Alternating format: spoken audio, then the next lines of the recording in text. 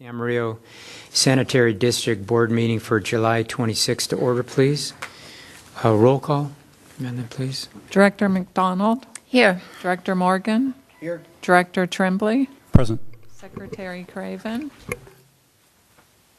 Oh, I couldn't hear you. Here. Chair Kildee? Here. Ms. Craven, would you lead us in the pledge? Certainly. Please rise, place your hand over your heart, and join me in the pledge to the flag. I pledge allegiance to the flag of the United States of America and to the republic for which it stands, one nation, under God, indivisible, with liberty and justice for all. Okay. Amendments to this agenda? No amendments, Mr. President. Public comments for the Camp Sand District? We'll move it down to item 3, which is consent calendar. Move the approval. Second. It's a motion and a second. Please vote. That passes unanimously. All right. Comments from staff tonight? Any comments tonight from the staff? Any comments from any board members tonight? Any comments? All right, hearing none, we stand adjourned. I'd like to call the meeting of the Camarillo City Council to order and let the record reflect that all council members are present. Do we have any amendments to this agenda? No amendments, Madam Mayor. Okay. Anything from council? I have two things. I would like to request when we get to the consent calendar that we vote on 2 items separately, and then I have another announcement, so I'm saying that ahead so we don't go through consent too quick. Anything else from anyone? I don't really want to move them, I just want to do them separately, so when we get to consent calendar. Okay. Sorry, I misunderstood. Yeah, sometimes we do consent so quickly, we don't stop and have time. Anything else as far as an amendment? This would be the time, oops, I'm on the wrong. You know, you've got pink sheets in here, and how many years have we had a different? They confused us. Man, I'm just all out of whack, isn't We it? looked green. They're trying to see who's colorblind. I guess. Just totally threw me for a whack. Okay, so, get back to the right agenda. So we have no presentations at this time, so it would be time for the consent calendar. So what I would like to request is that we vote on item J and K separately, and then I need the record to reflect that I will abstain from item L, and the reason being that the contractor, the developer in this case, is a client of the firm to which I am employed, and while I have no direct personal financial ties to this, I am an employee of the firm who represents this client. Mr. Trim, will you have anything tonight? Madam Mayor, I'd like to recuse myself from item B, as in Bob, because I have one or more clients of my firm that are listed on the payee list, the vendor list. I will move the approval of the consent. I have one. Oh, I'd have like one to too? pull, yes, G.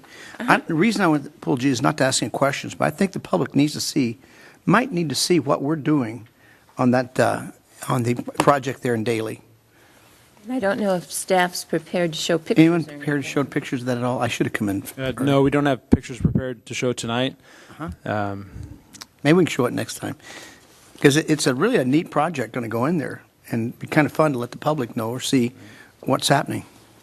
They'll see the project. Yeah, that's right. Right, they'll see the construction Well- being started, and I might recommend we would be able to put some project, with our project information that we normally put up on our website, we could add some pictorial That's a good idea. representation on that. Okay.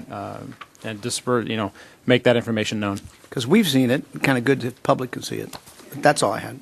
I will move the approval of the consent calendar with the exception of items J and K. Okay, do we have a motion? Do we have a second? Give it a second. Mr. Tremblay? Okay, if there's no other comments, please vote. Voting? Okay.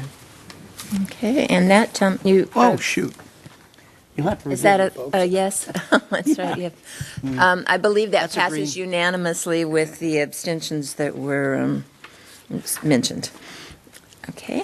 I will move the approval of item J on the consent calendar. And K? Second. And K. J and K. And K. Second. Oh, that's okay. Oh, please vote, I'm sorry. We're on J, correct? J and K can go together as far as I'm I hit concerned. the right one this time. Yes. And Okay. that does pass for a yes with Mrs. McDonald voting no. Okay. What is the thing with item J and K? She didn't I like just them. wanted to vote on them separately, because if you lump them in the consent, you have to vote on no on the whole thing. And you all know why. It has to do with some of the property in Springville. Let's move on to Public Works, and this is an item that is the response to grand jury report, water consideration for cities. Yes, thank you, Your Honor. For nearly the past year, the Ventura County Grand Jury has been looking into the situation with water in the county, water demand, water supply, future projects.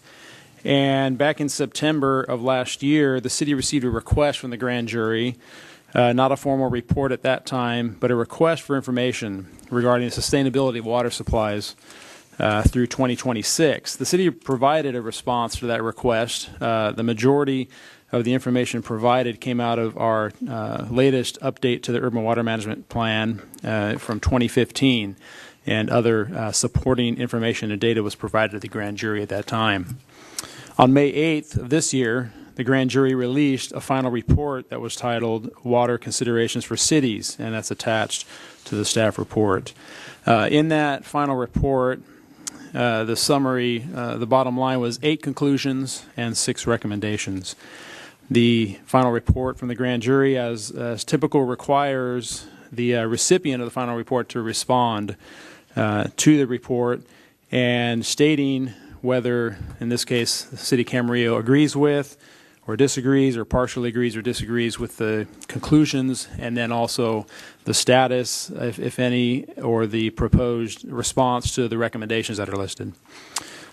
Staff has prepared the city's response to the grand jury's final report, which is attached. We responded to 7 of the 8 conclusions and 5 of the 6 recommendations, because one of each of those was directed specifically to another city in the county that our response wasn't required for.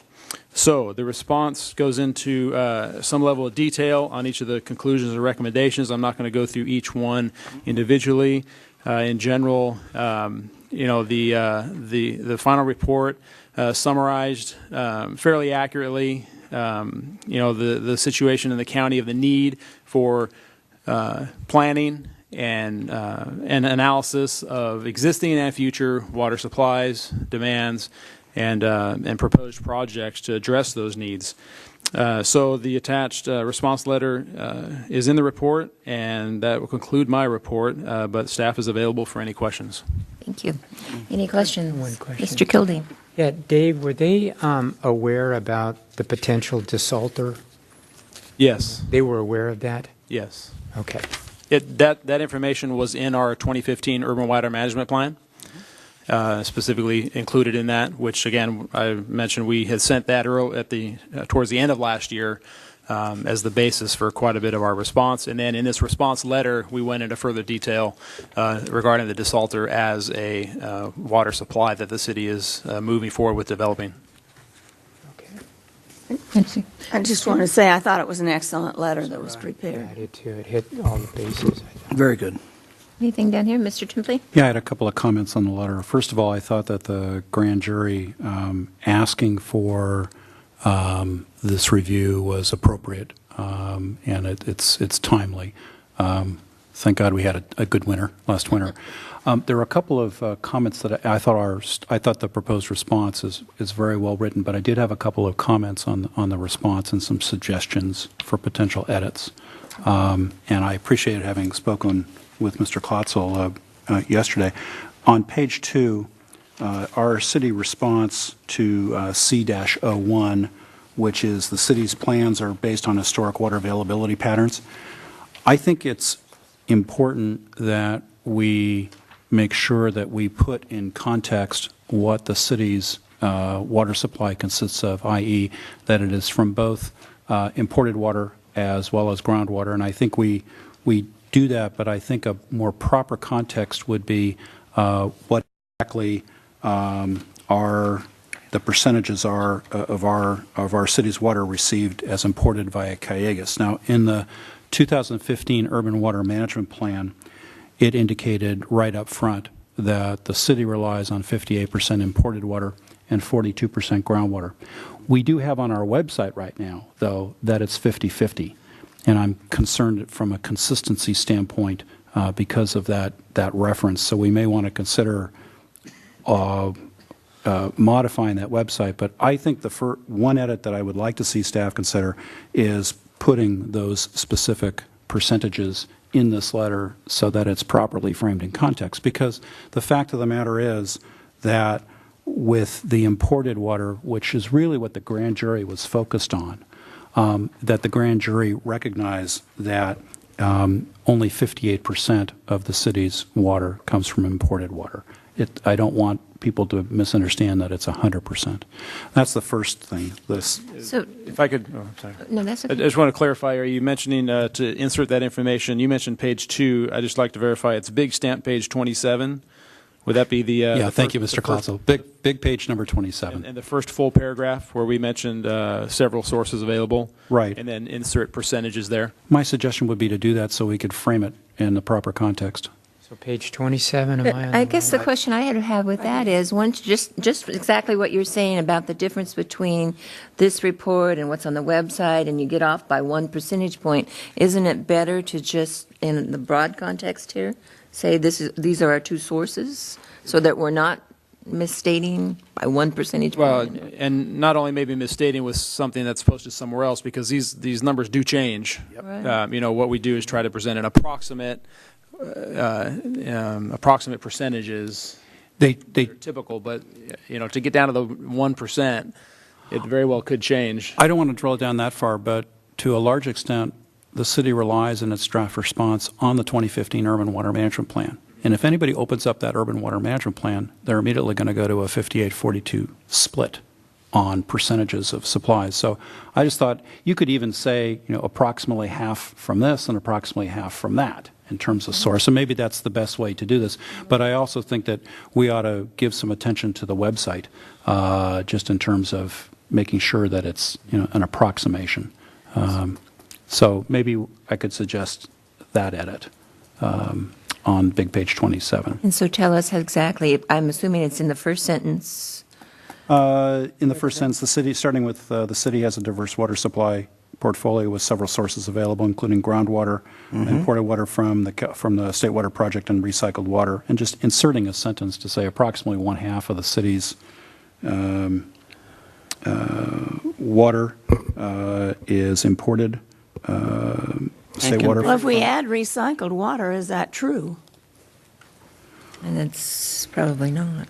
Probably has That gone affects, down. right. And again, it's a generalization of imported versus groundwater. Yes, we have recycled water being used also on a percentage basis. It's relatively minor compared to the imported and groundwater. Right, but it changes But it a does little bit. affect, yes. Yeah, I'm not so focused on the and I'm not trying to drill down on the percentages, point by point. But what I would like to do is make sure that this is framed in context so that the grand jury understands that approximately half of the city's supply comes from groundwater, does not come from imported water. Which at times can change. That's correct. I'd add that to it, then I'd be okay. Because, like you said, it does change periodically, especially if we start pushing stuff out into the fields. It changed because of our restrictions, other areas. didn't it? Yeah. Why don't we just simply, the suggestion would be to insert a sentence that says, approximately 1/2 of the city's, I'm sorry, I apologize, I don't have the language with me, but, approximately 1/2 of the city's water comes from imported water, and the other half comes other approximate half comes from the city's groundwater wells. I can go with that one. And that just gives the context. If you go back into the facts, aren't we going to find all of that, if I remember right? We might find it in the facts, Madam Mayor, but it's not in the response. I can go with approximately, but no, I can go with adding that general statement. yeah, I can go in general, but not in specific. Okay, does Approximately 1/2. Jeffrey, Harry, does somebody have that? I've got it also. Okay. You want to, would somebody mind reading it one more time to make sure we all know what it is? So I propose generally approximately one half of the city's water supply comes from the California State Water Project, or the imported source, and one half from groundwater and recycled water, or a combination of groundwater and recycled water if we want to add in the recycled water. Sure. And That I ties don't know, back to the first sentence.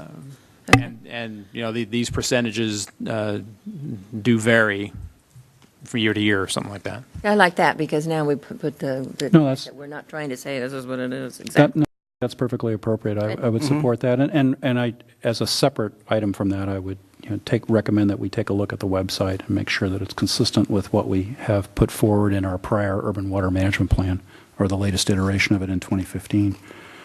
Or unless we're absolutely referring to that plan, maybe do this same general statement so that the website can fluctuate with Right. I want to have tides. very good.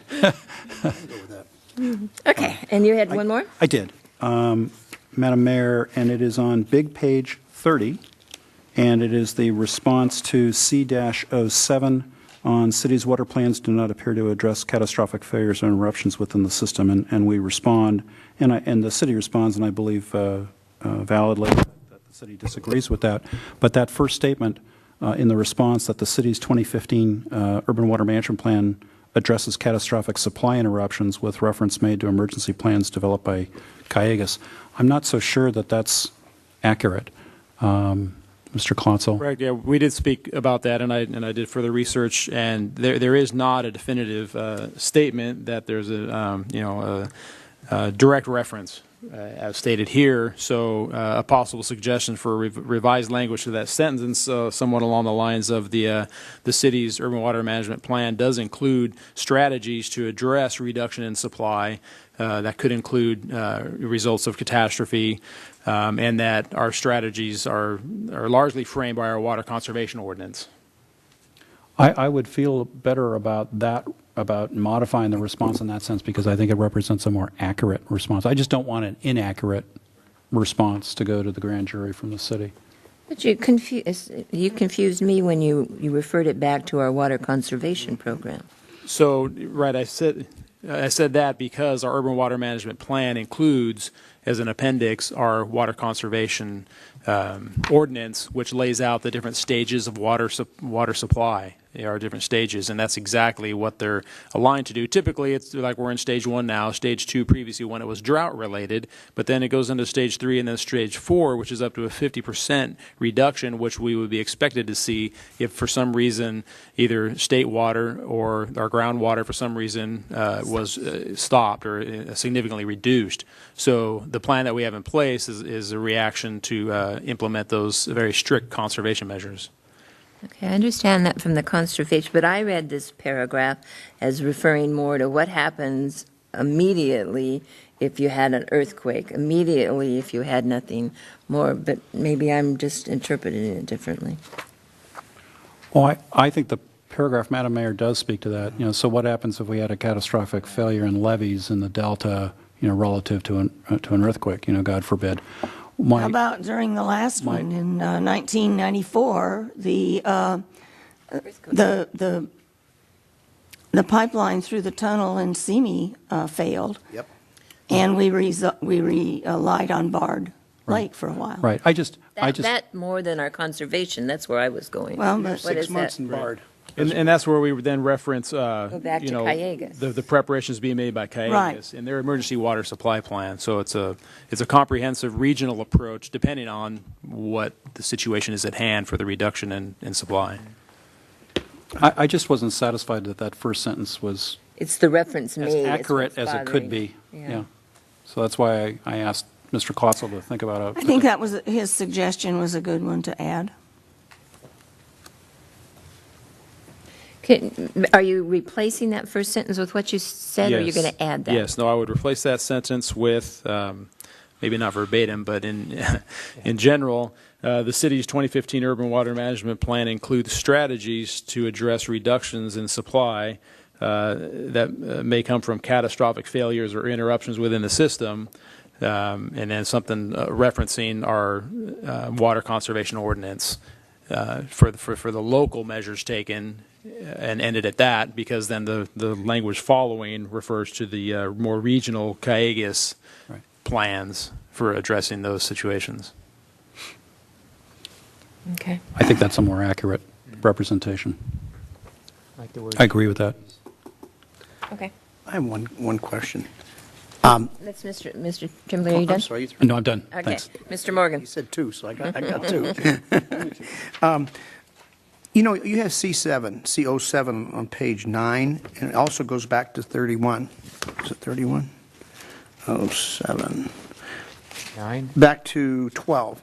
And it's talking about seawater intrusion, saltwater intrusion. We don't have that saltwater intrusion problem here. Could you clarify which page you're on? Page 9, big 9, Oh, I thought you were on 30. big 9, and then also it goes over to big 12. This is the grand jury. 12, I'm sorry. This is the grand jury's comment. Yeah, I know, but Okay. when they're talking about saltwater intrusion, shouldn't we answer something? We do not have that problem in our area. Something to Well, talk about.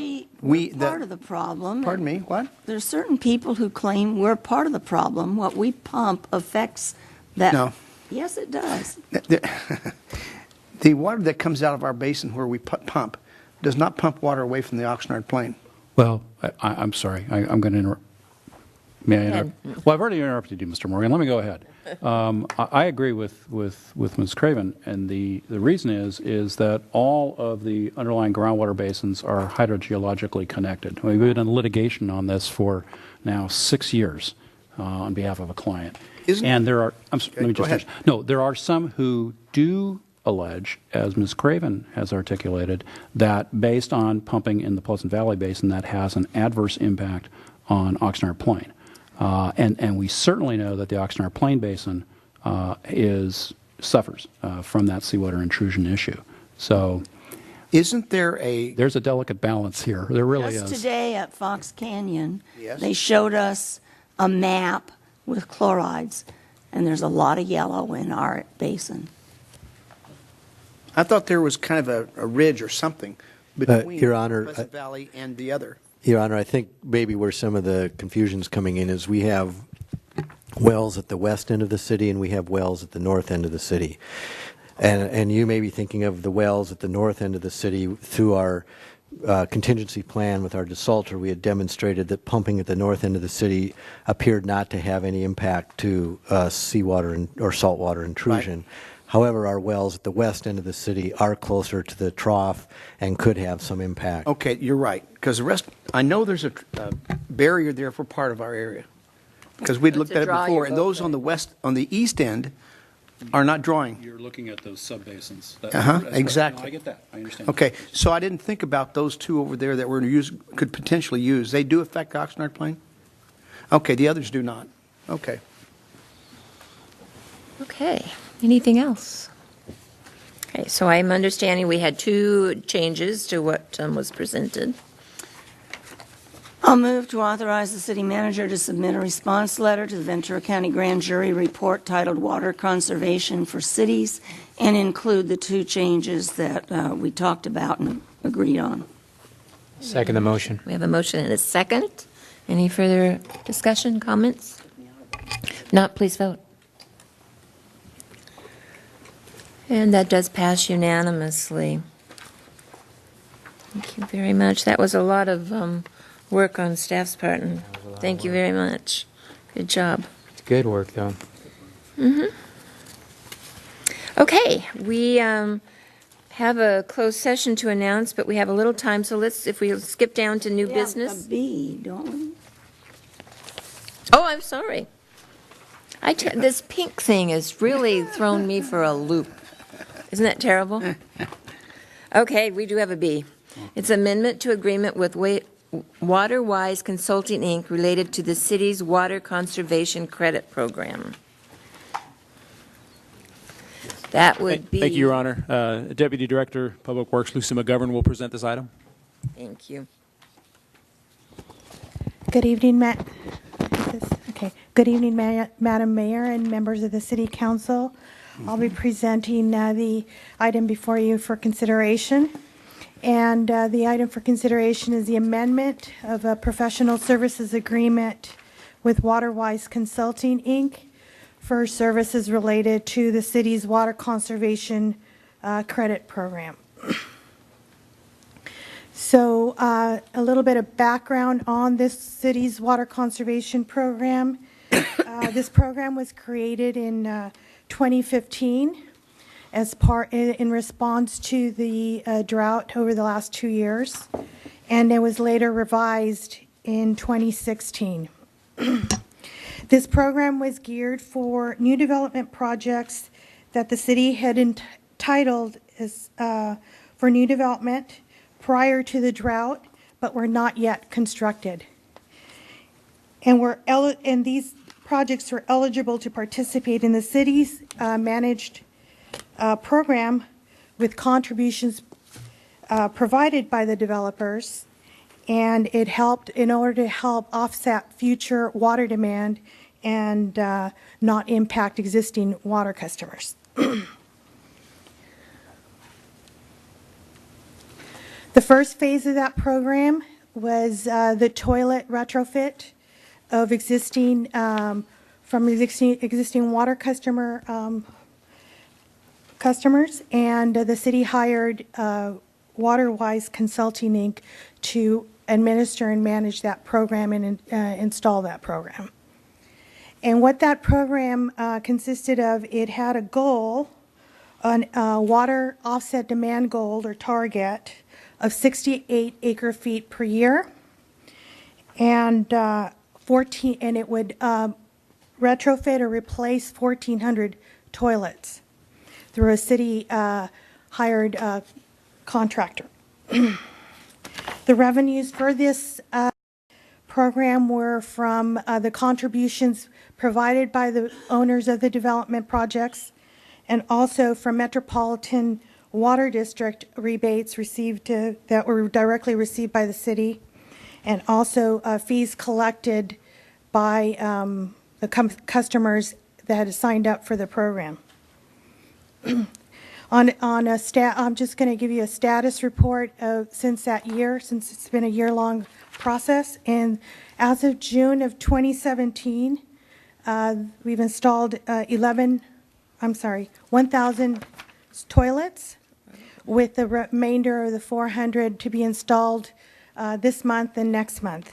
And the only reason that they got delayed in installation is we had a back order in toilets. Toilets. So, but the people have signed up, and we definitely have firm commitments from the people that are going to get the remaining 400. That's great. So that program has been on schedule and on budget, and we are now monitoring the effectiveness of the program. And based on some of the initial numbers, and that it looks like the target of the 68 acre feet is going to be reached by these 1,400 toilets that were installed. So we'll continue to monitor these water use from the homes or the water customers that have received this, and we'll report this on a regular basis, and we'll include that in the monthly reports. So the second phase in 2017, the city's received some contributions from the developer, and that's where the second phase of the program is. And right now it's being titled CLEAR. And what it means is it's Camarillo Landscape Efficiency Audit Program, retrofit program. And with a total water savings goal of 66 acre feet a year of additional water demand expected from the developments that are going to be either have recently completed their engineering plans or are about to go on into construction. So what does that mean? What kind of services or what kind of activities are going to happen? Is initially we're going to be offering this program to existing water customers that have water use, a monthly water use over 25 units a month, which means that most likely these customers have high areas of landscape. And we have about 860 residential customers that fit in that category of 25 units a month or more. And once they sign up and they're determined to be eligible, an indoor and outdoor water use survey will be conducted. And we will then make a recommendation on what the water saving measures would be to save water and install or even replace the irrigation controllers to be a smart based or more efficient in their watering use. 30 nozzles, 30 irrigation nozzles, and 300 linear feet of drip irrigation, mostly for what we're expecting is from like flower beds or, just planting beds in very small area. And the individual water savings expected from this is about 6.5 units a month or 4,800 gallons a month from this for each customer that signs up.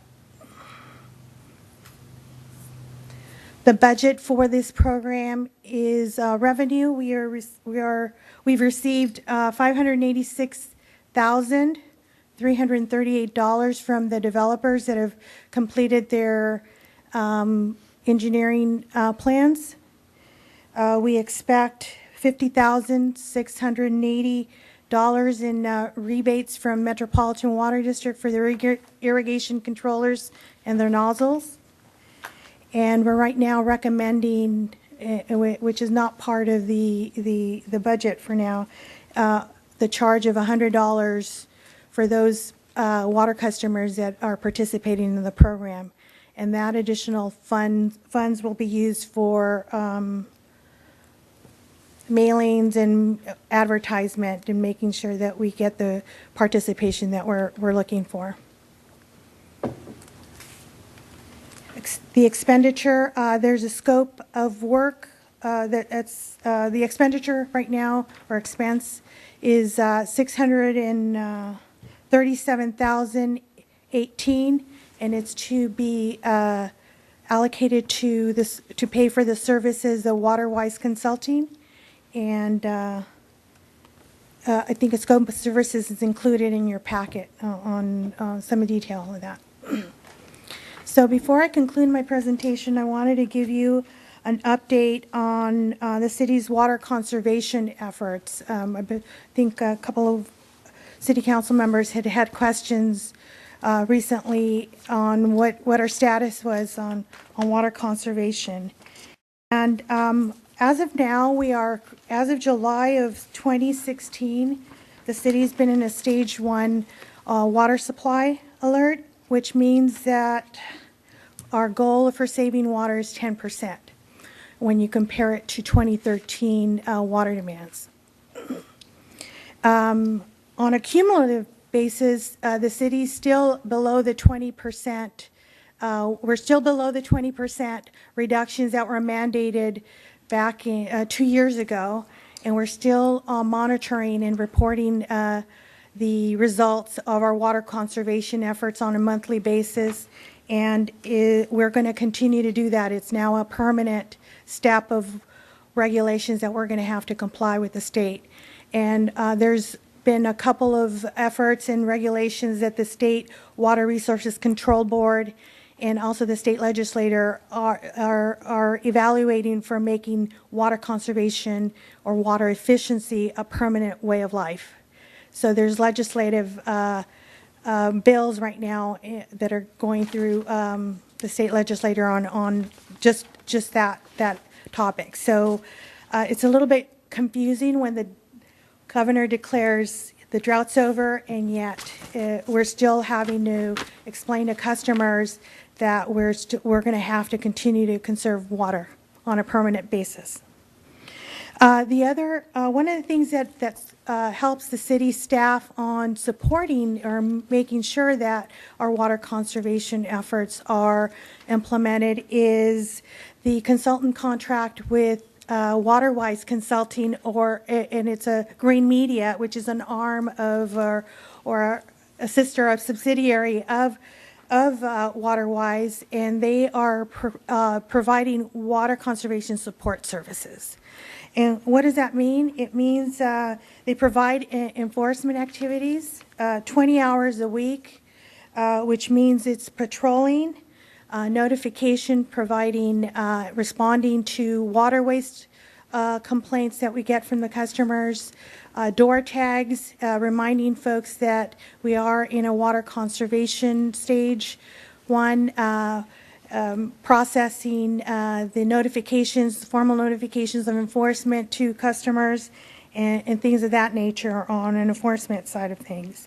We're also having to provide best management practices reporting. That report is required by the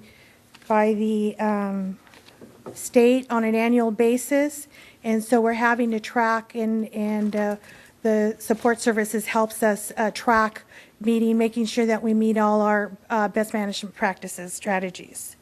They also provide landscape surveys to residents and commercial customers on a as needed or as requested basis, and also workshops for professional landscapers and residents. And on that concludes my presentation, and the motion before you for consideration is listed on the slide. Perfect. Thank you. Any questions for Lucy? Mr. Good Gildy. report. Yeah, Lucy, did you say that the Tier 4, there's about 800 customers? Yeah, between Tier 4 is 860 customers. Residential, is that what it said? Yes. Okay, so if, let's say, and I'm just hypothetical here, let's say 700 customers signed up for this, do you know about what the cost for the city would be, or did you break it down in those type of numbers? And what I'm driving at is the amount of money that we've got, let's say, in the fund here. I just want to make sure that there's enough money in the fund to be able to, I would assume there would be. Right. Be able to So implement this. with the budget that we have for this phase of the program, we're estimating about 362 customers could sign up for this program. If we exceed that number, we would put them on a waiting list, and we are anticipating additional funding to come into the program by the end of the year, so we would put them on a wait list until we satisfy that list. So would it be like a first to sign up would be the first to get Yes. the service, or would it be the higher usage in the stage 4 would have priority over that, or would it just be a first come, first serve kind of situation? First come, first serve, and the mailers would only go to the Tier 4 customers. Now, would that, and I don't mean to, birdwalk on this, but would we also put in the mailer that there's a limited amount of slots on this, or would you not make a Yes. recommendation Yes, that we we would. put? We wouldn't actually put the number of available slots, but we would say it's a limited of participation. Yes. Until, we don't have to put this, Until but we run until out more of, funds come funding, into yes. this. Yeah. So you feel that the 300 and some odd is a very viable number for signups on this? We believe so, yes. Okay. Anything else? Any questions? Mr. Tremblay? Right. So, thank you, Madam Mayor. So, I wasn't on council last year when this program was set up, and I personally think it's a very good program, and I'm very supportive of it. And I think staff has done an excellent job implementing it. And I also think that aggressive, or I'll just say assertive, water conservation efforts are the right way to go here. I do want to say that when I first read the staff report, I wrestled a little bit with a couple of numbers. In the first phase, the way the math worked out, it was an expenditure of about just under $720,000 for savings of about 68 acre-feet per year, which works out to about $10,575 an acre-foot. And you stand back and look at that in isolation, I add, and you kind of, and it's kind of breathtaking for this phase two, for the $637,000 with a savings, an estimated savings or projected savings of about 66 acre-feet. It's about $9,660 per acre-foot, or $9,659. I guess. And I appreciated having a chance to speak to Mr. Klotzel about it, because Mr. Klotzel forwarded me a lot of the information from last year. But one thing that I did want to specify is there, in the resolution that the council passed last year on this, the water demand credit requirement, I'll refer to it as the water credit amount. The water credit amount, I noted, was $8,825 for 1 acre-foot of water demand. And is that a number that is instructive in terms of putting this into context and looking at the amount of money that's being spent? Believe me, this is salutary and I support it. I'm just putting my arms around the cost. But wouldn't it be true that we're only spending what we have, correct? What we get from Yeah, the I well. think It's just getting the biggest bang for the I buck. think if we and- understand, It's that perspective, Madam Mayor. yeah, if I understand the question, I'll kind of just to clarify the numbers a little bit, because we have also, I think, publicly discussed, for example, when we buy water from Metropolitan, state imported water, we pay $1,300 an acre foot. So if somebody hears $9,000 or $10,000 an acre foot, it sounds like there's some major inconsistency there, that we're charging a lot more. The difference is that what we're really looking at is an analysis of what the project, a development project, would generate in water demand on an annual basis. So that is an acre foot every year that they would use. And so that $8,000 or $9,000, $10,000 is a one-time investment that saves 1 acre foot every year in perpetuity.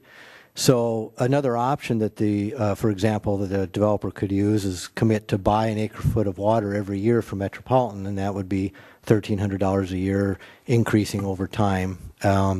So if you look at let's use a round number because I can do the math easier, of $10,000, that's a one-time investment of $10,000 that saves the need to buy $1,300 of water every year in perpetuity. That's a 13% return.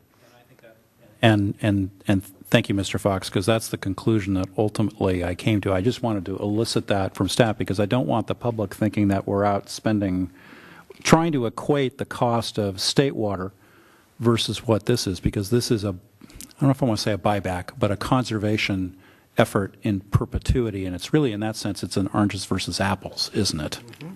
Okay.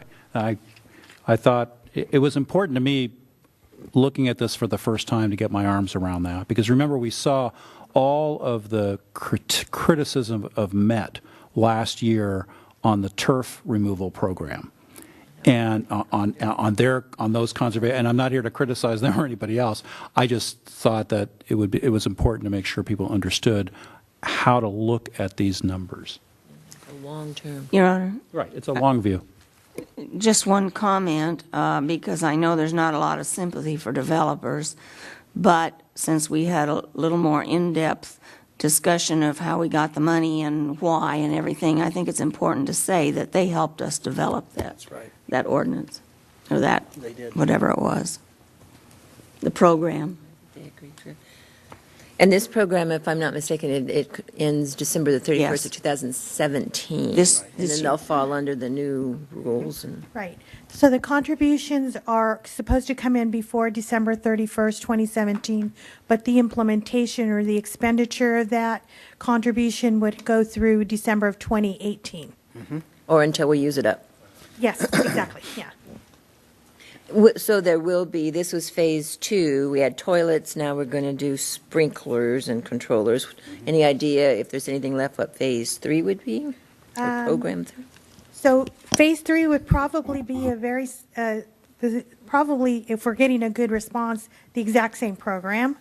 As far as additional monies that are expected, just based on what currently engineering plans that are being under review right now and being evaluated, it's about, I think it's like over $476,000 that we're expecting to receive in contributions by the end of this year. And the program's over at the end of 18? Is that right? Yes, if there's money, if the money is, as long as the money is there, we'll spend it to an effective program, yes. But they have to get all the money in by the end of this year. Yes. If they don't, they're out of the program. They're not part of the city managed program. They're going to have to do it on their own. Right. Okay. Toilet-wise, if people come, we have 400 we're going to do, can people still get into that program, or is that piece done? So what happens is it would be great if we could actually sign up additional customers for that toilet retrofit. We're still talking about possibly either, is it a city-sponsored program, or should we just direct them directly to Metropolitan? Because there is, I believe it's an $80 rebate that they can get, or a $40 rebate that they can get. But the problem is that they're going to have to find their own plumber to install it and get their building permits and things like that. So I say we sign up unless, but I need to talk to the consultant because the plumber has dedicated a certain amount of time. So we may, if the customer is willing to wait maybe a month or so before we can actually get the number up, then we can have the plumber go in and just kind of batch of 50 or so and do that. Gotcha. Yeah. All righty. Anything else? Mr. Kildee? Yeah, Lucy, in your opinion, the toilet rebate program, has it been marginally successful, or very successful? I don't know. Maybe I'm a little bit partial about it, but I'll be honest. I thought we were going to get a lot more participants right up front. It actually took a big effort and a lot of PR, a lot of mailers, a lot more mailers than we originally intended. They did come in. The multifamily, the apartments really helped. There were a couple of commercial customers that were interested, and we opened it up to them. So yes, it was successful, but it took a little longer than we originally. We thought this program was going to be over and done with in 6 to 9 months, and it took a year. Do you think part of that is because a lot of people have already retrofitted their toilets to more reasonable, more efficient? Yeah, so we had a lot of people that were interested or call in, but when you actually did the field work, they were either they already had a low flow toilet, or the toilet that we had did not fit in the space that they had. So probably about 30% of those got rejected because of whatever the field conditions were. That's interesting. Okay, yeah.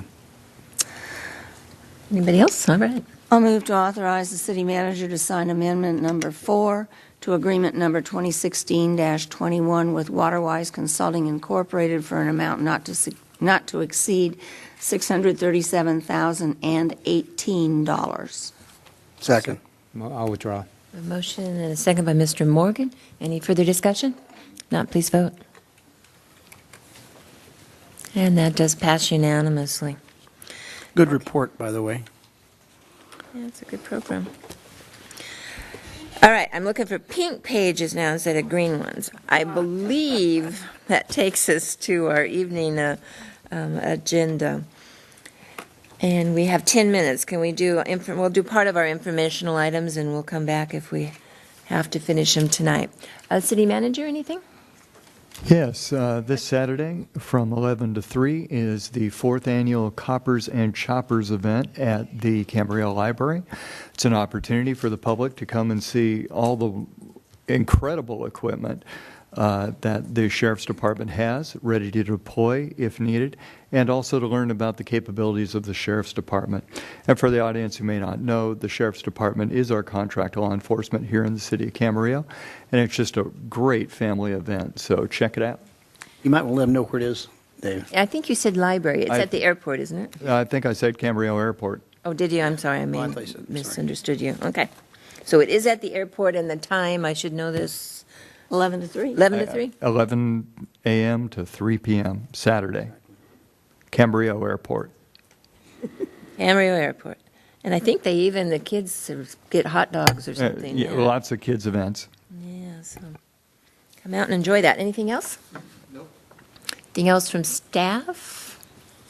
You're all looking down like you don't want me to call on you. Don't volunteer. City attorney. I have no comments. Thank you. Okay, let's start with Mr. Tremblay and see if we can get through a little bit. Or would you rather, city manager, would rather get to study session? I'll leave it to you. Let's do the reports. Okay. Mr. Tremblay. Thank you, Madam Mayor. I have 3 items. The first is that I request that an item be put on a future council agenda for consideration for the council to consider a nominal grant to the Museum of Ventura County based on the same conditions utilized by the City of Ventura and the Ventura County Board of Supervisors. I'm suggesting an amount which would be far less than the City of Ventura or the County of Ventura. Our city is part of Ventura County's heritage, particularly its agricultural heritage, and I think the council should consider having the city step up and exercising leadership together with other cities in the county on this. So I would ask that an item go on the council's agenda for consideration on that. Councilmember Tremblay, do you have a nominal amount you're interested in us coming back for? Sure, $10,000 or less. Thank you. The second item is that I would request at some point in the future a study session on the Arneal Corridor. I know we no longer have a redevelopment agency. I'm painfully aware of that, and I define that as bounded by Daly, Mobile, Arneal, and Ponderosa. And we had a specific plan on that in that area from several years ago. I would like to just take a fresh look and have a conversation as to whether or not there's anything that we can do and strategize on to start helping that area look better. I guess I'll just put it that way in terms of redevelopment. We obviously no longer have tax increment financing. We don't have the redevelopment agencies, but perhaps there are some things that we could do, and I would just like to see a strategy session on that. Also, you might talk to the owners because most of them a lot of them didn't want to be involved. Understood. And I know 2 or 3 of the owners there that were right in the corner, they would have to be involved. And so that would be something we have to talk about, too. Right, and I'm not debating that one at all, Mr. Morgan. You're absolutely right, but I would like to talk about that. Really good time to have it, talk Reviewed. about it again. It's been a while. And the third is that I'd like to thank everybody for their good wishes last week. Last week I spent some time at St. John's Regional Medical Center where I received absolutely wonderful care. I received a cardiac pacemaker. I'm good as new, and I want to say that I'm not going to skip a beat. Go, That was off the top of my anyway, but we won't skip a beat. And well, it's corny. What can I say? But I am very thankful, and I appreciate everyone's good wishes last week. And that concludes my comments. Thank you, and we're glad you're here and you're doing okay. Thank you. Me too. Mr. Morgan. Okay, 3 things. Of course, the Fiesta took a lot of my time, the whole 2 weeks, in fact. And we did have very successful one, folks. All the different clubs that are involved in that Fiesta made money. We did, because the carnival got big time this time. And the entertainment, even guys from the Strawberry Festival came over and said, we have better entertainment than they do. Because this was terrific, some of the stuff we did. Anyway, the Airport Authority, we had an Airport Authority meeting. It was on rents, rents and so on. We had a Utilities Committee meeting today, and we've got some things to bring back to you later that staff will give us a study session on it, in fact. So we'll be discussing that. What date is that study session? 23rd? 23rd. That will be dealing with something from this. You'll get notice of it. What was the other one here? Okay.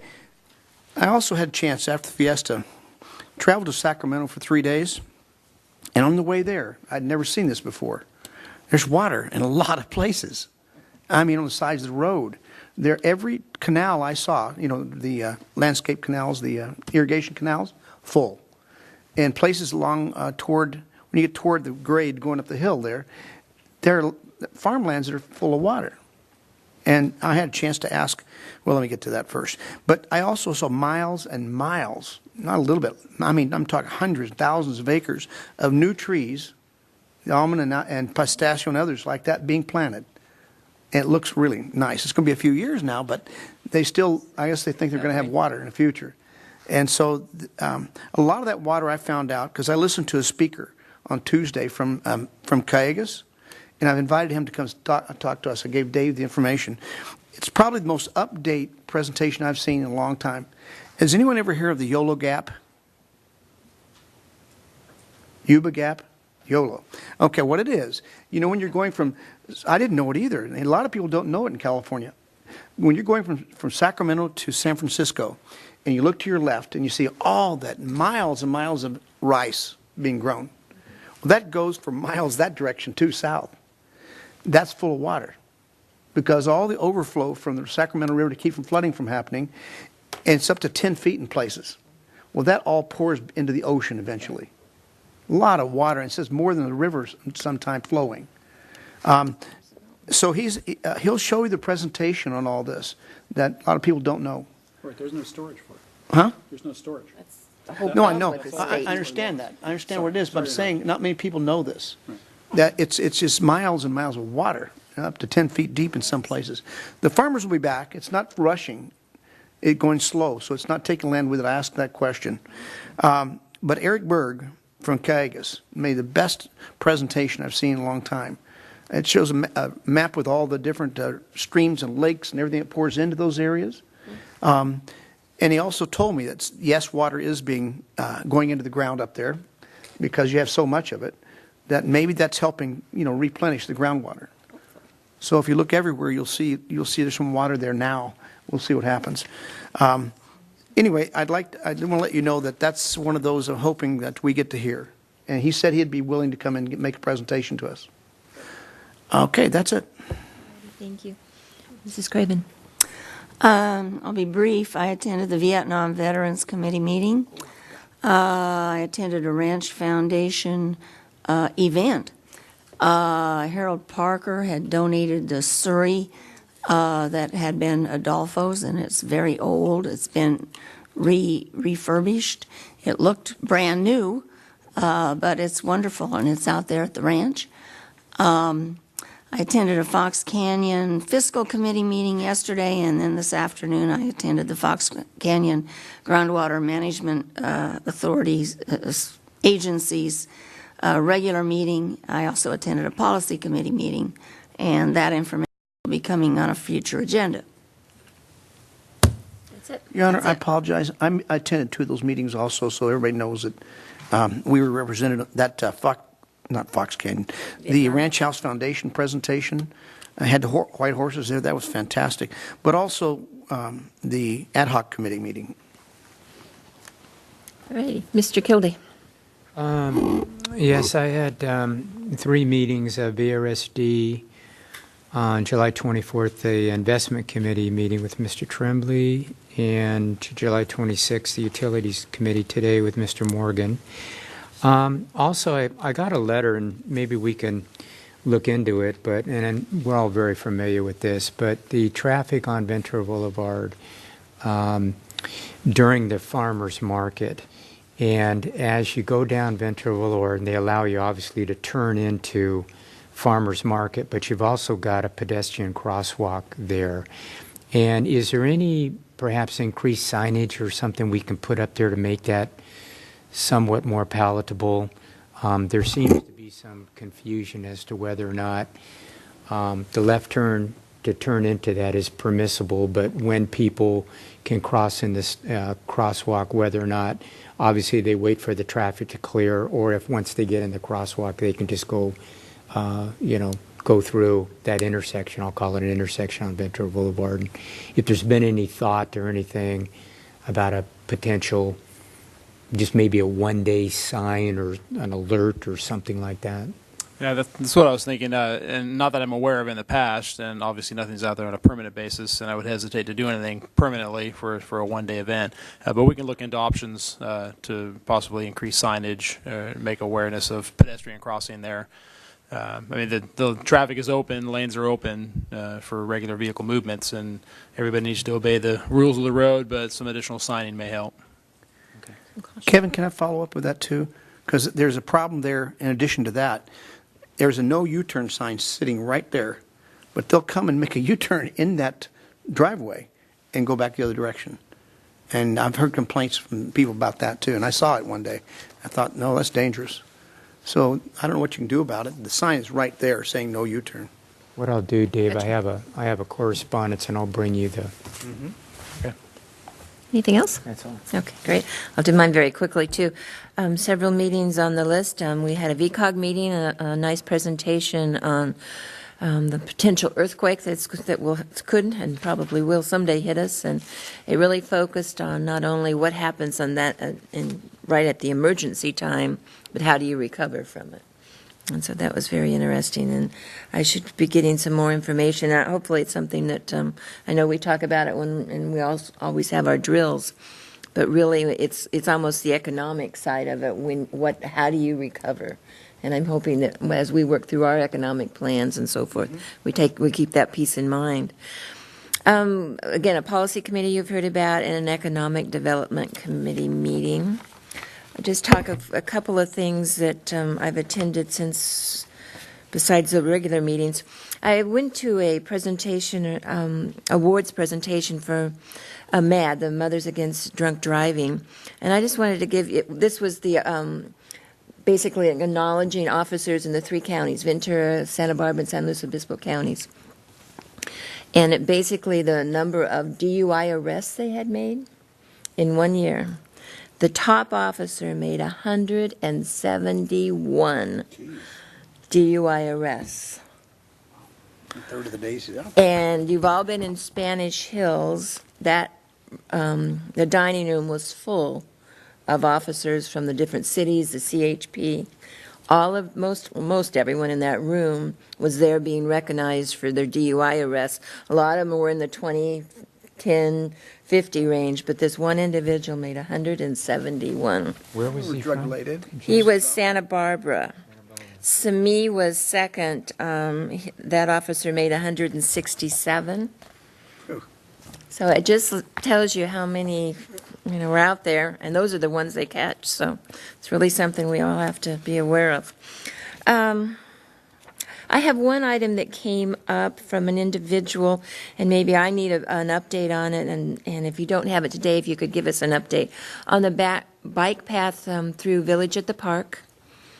And the connection that they're concerned about is getting from the old development, the old Camarillo Street. Give me enough couple. What was the old development called? There's a name for that.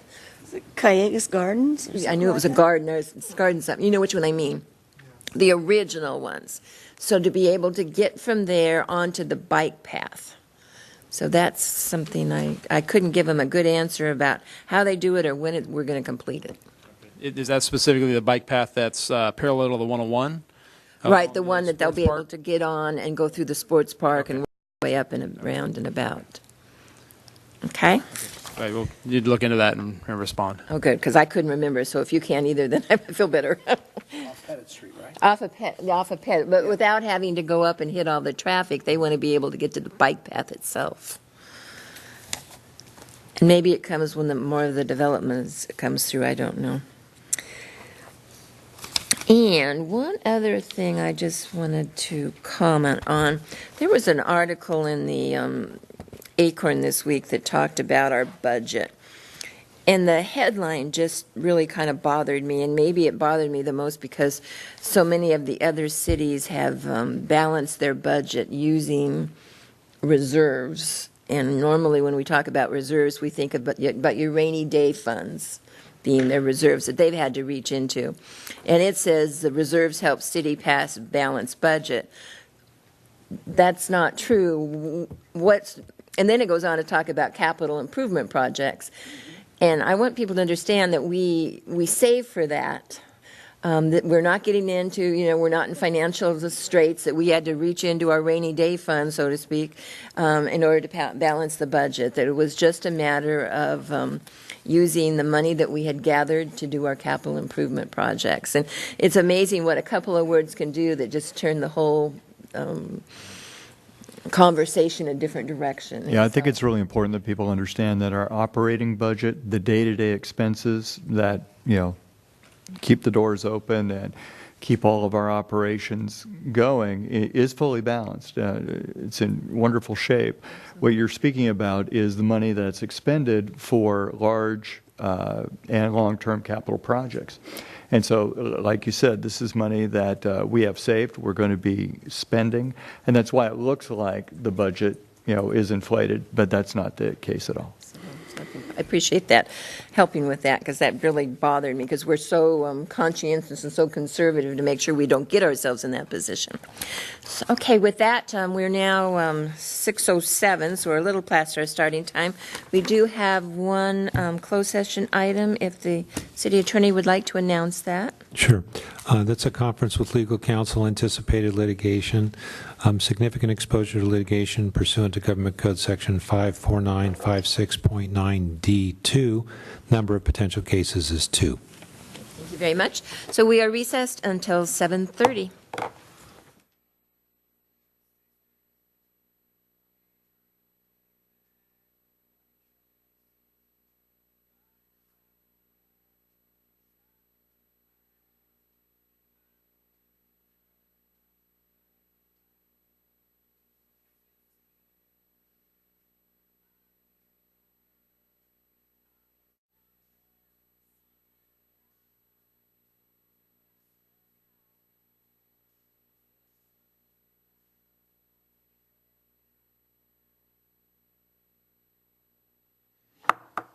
I'd like to call the meeting of the City Council back to order. And I'd ask that you all rise and join us in the flag salute. And Mr. Kildee, would you please lead us? Put your right hand over your heart. Ready, begin. I pledge allegiance to the flag of the United States of America and to the republic for which it stands, one nation, under God, indivisible, with liberty and justice for all.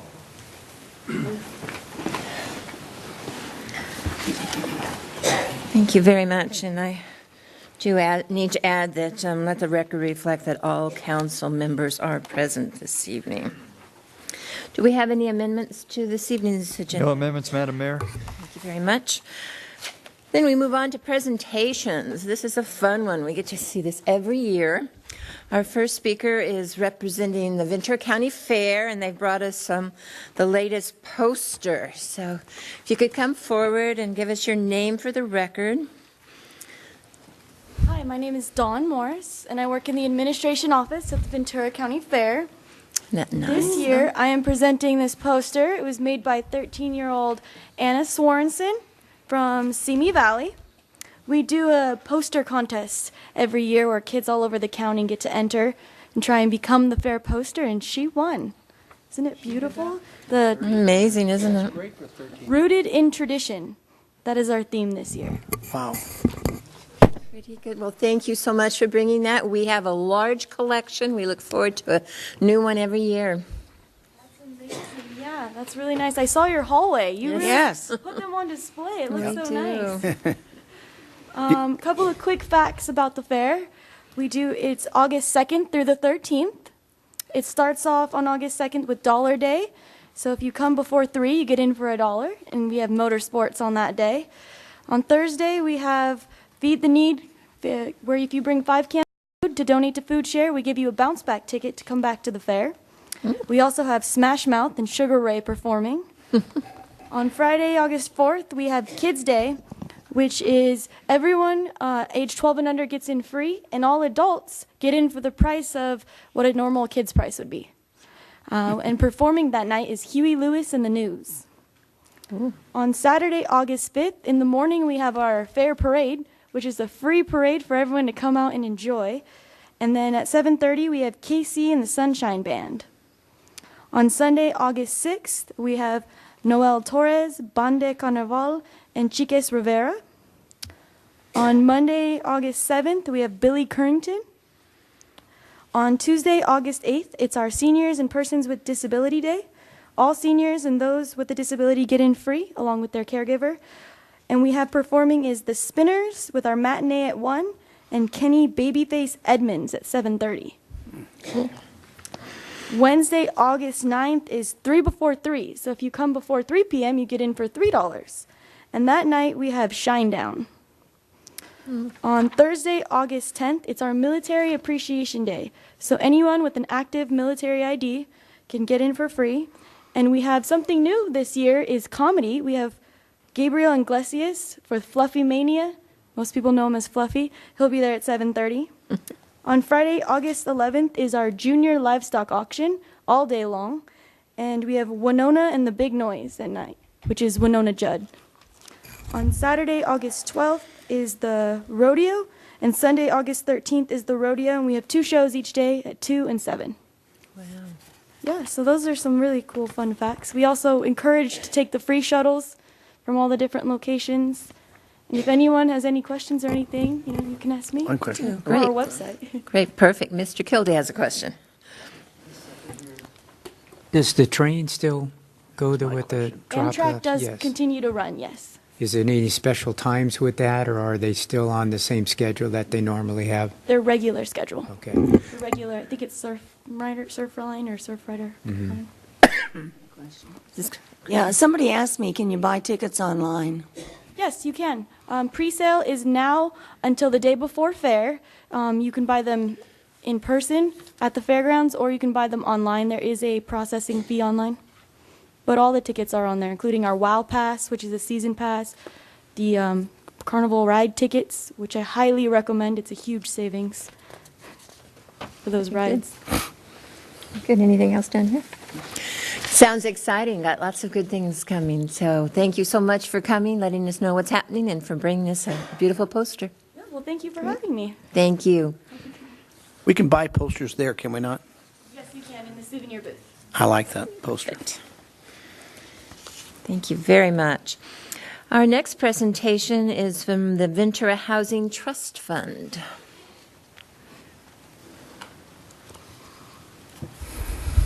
That's Linda. I'm not very techy. Good evening. I'm Linda Braunschweiger. I'm the CEO of the Ventura County Housing Trust Fund and a resident of the city of Camarillo. I'm here tonight just to give you an update. I try to do this every year to let you know what's going on with the trust fund and your investment in the Housing Trust Fund. So we'll get started. As you may remember, the trust fund is a regional solution to the insufficient supply of affordable housing. The concept and the mission is to provide more choices of affordable housing, and in particular to work public, private, and charitable funds into a loan pool that will allow us to leverage those funds into the development of affordable housing. Just a quick example of our board of directors, your very own David Moe is on our board. We're very excited to have him. We have a nice representation of folks from private industry and the banking industry, the housing industry.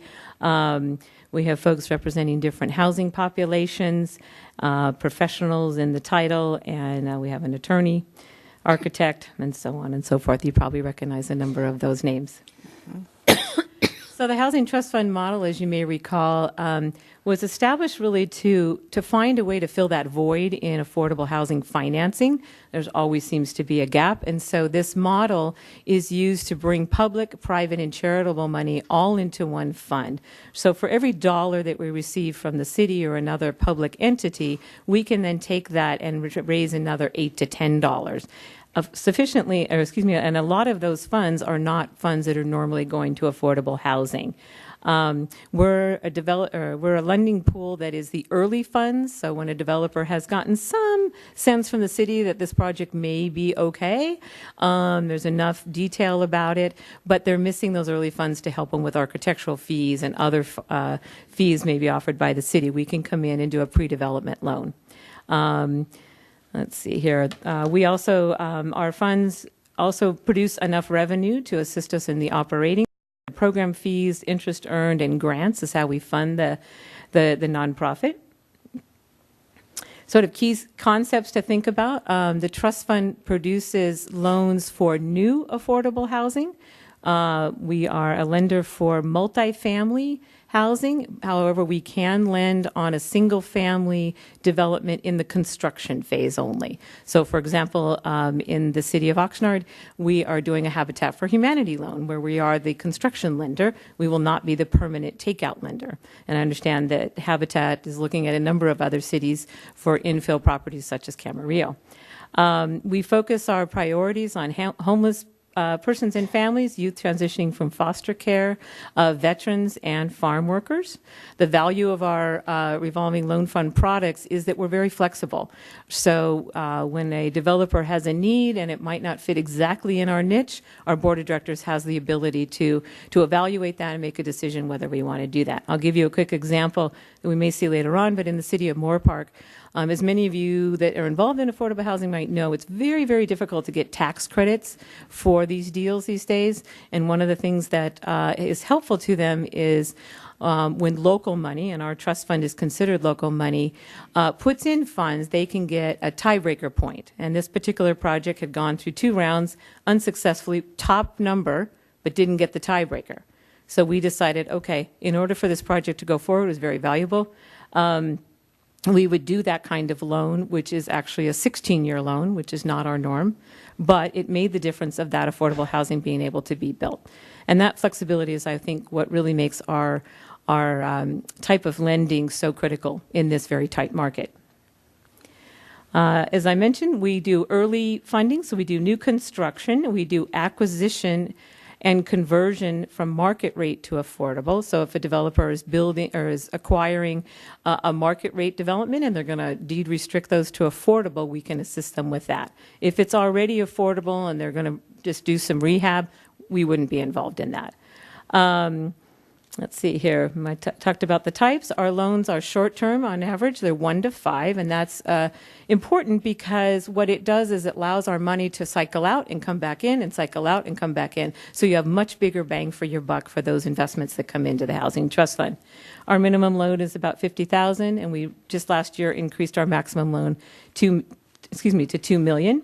On average, our loans are deed restricted for affordability for 55 years. We can go to 30, but the norm today with most state and federal funding is 55 years.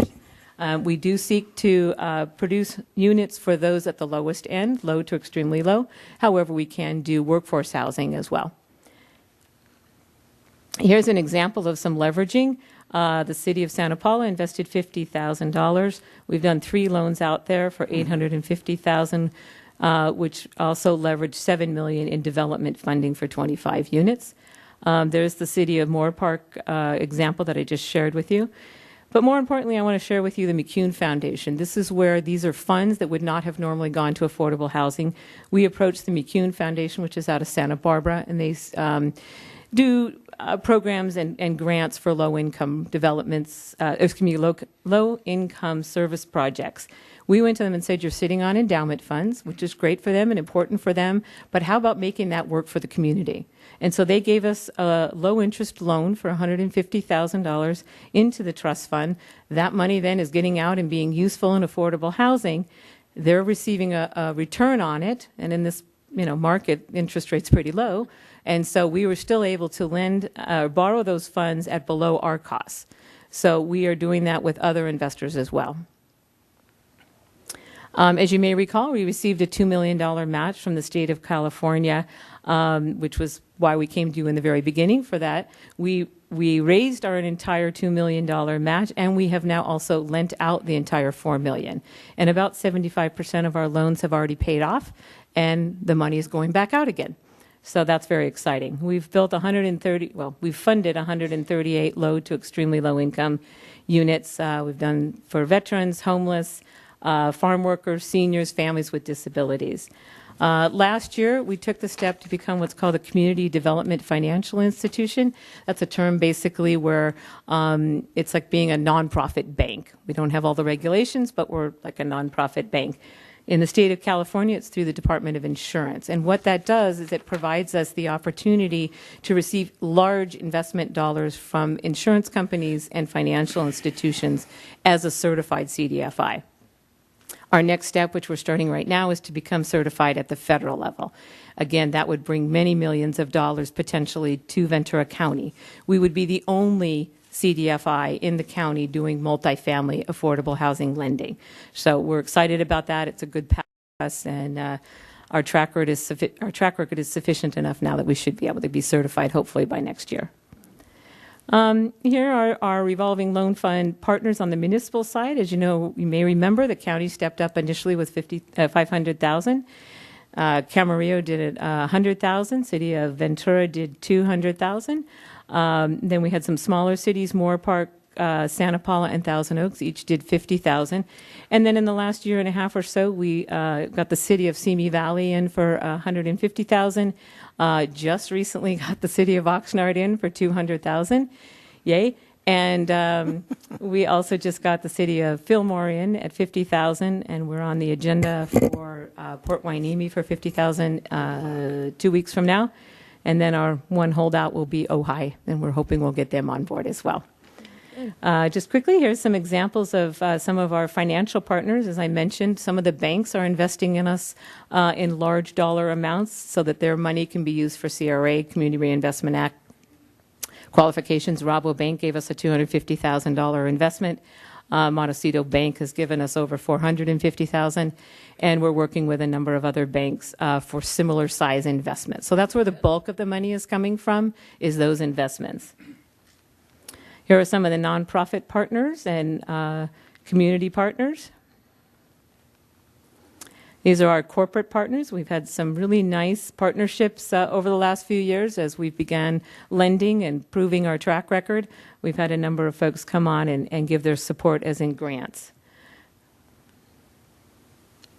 Some of our big, Limonera, our very own Ventura Investment Company has been a partner for quite a while, and AI Capital. So tonight, we would just want to thank you once again for your partnership with the Housing Trust Fund. I do have a letter in asking if you would consider another $100,000 investment. And, as you can see, this money has gone for a sufficient amount of affordable housing throughout the county. Unfortunately, we've worked with a number of developers who've considered Camarillo. We just haven't been able to make that deal work. But I think we may be able to find that, hopefully if Habitat comes here and looks at a property, that would be a great opportunity for us to do a portion of their construction loan. Actually, we might even be able to do all of it. Normally, we don't do all of the construction lending, but with the Habitat model, it's possible we could do the whole $500,000, which is their normal amount, and we're looking at that throughout the county. So very excited about where we're going and the direction, and hopefully you can see a wonderful track record over the last number of years of doing what we said we were going to do when we very first came to you. Happy to answer any questions that you might have. Thank you very much.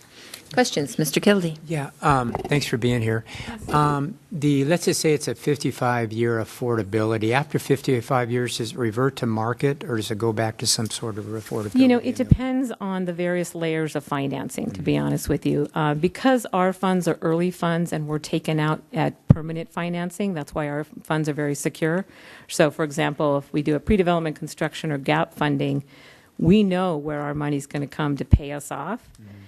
Usually the ones that are in permanent financing are the ones that determine what happens after that 55 years. It may be longer, it may be shorter, but most of them are 55 years today if they're getting tax credits. So then after the 55 years, it just have to depend on the market? It depends on what the contracts say, okay. Yeah. I mean, we would love to see it be out forever.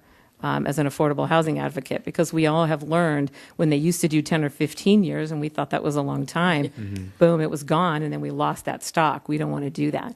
One of the things I didn't share that we're in the very early stages is looking at a land trust model.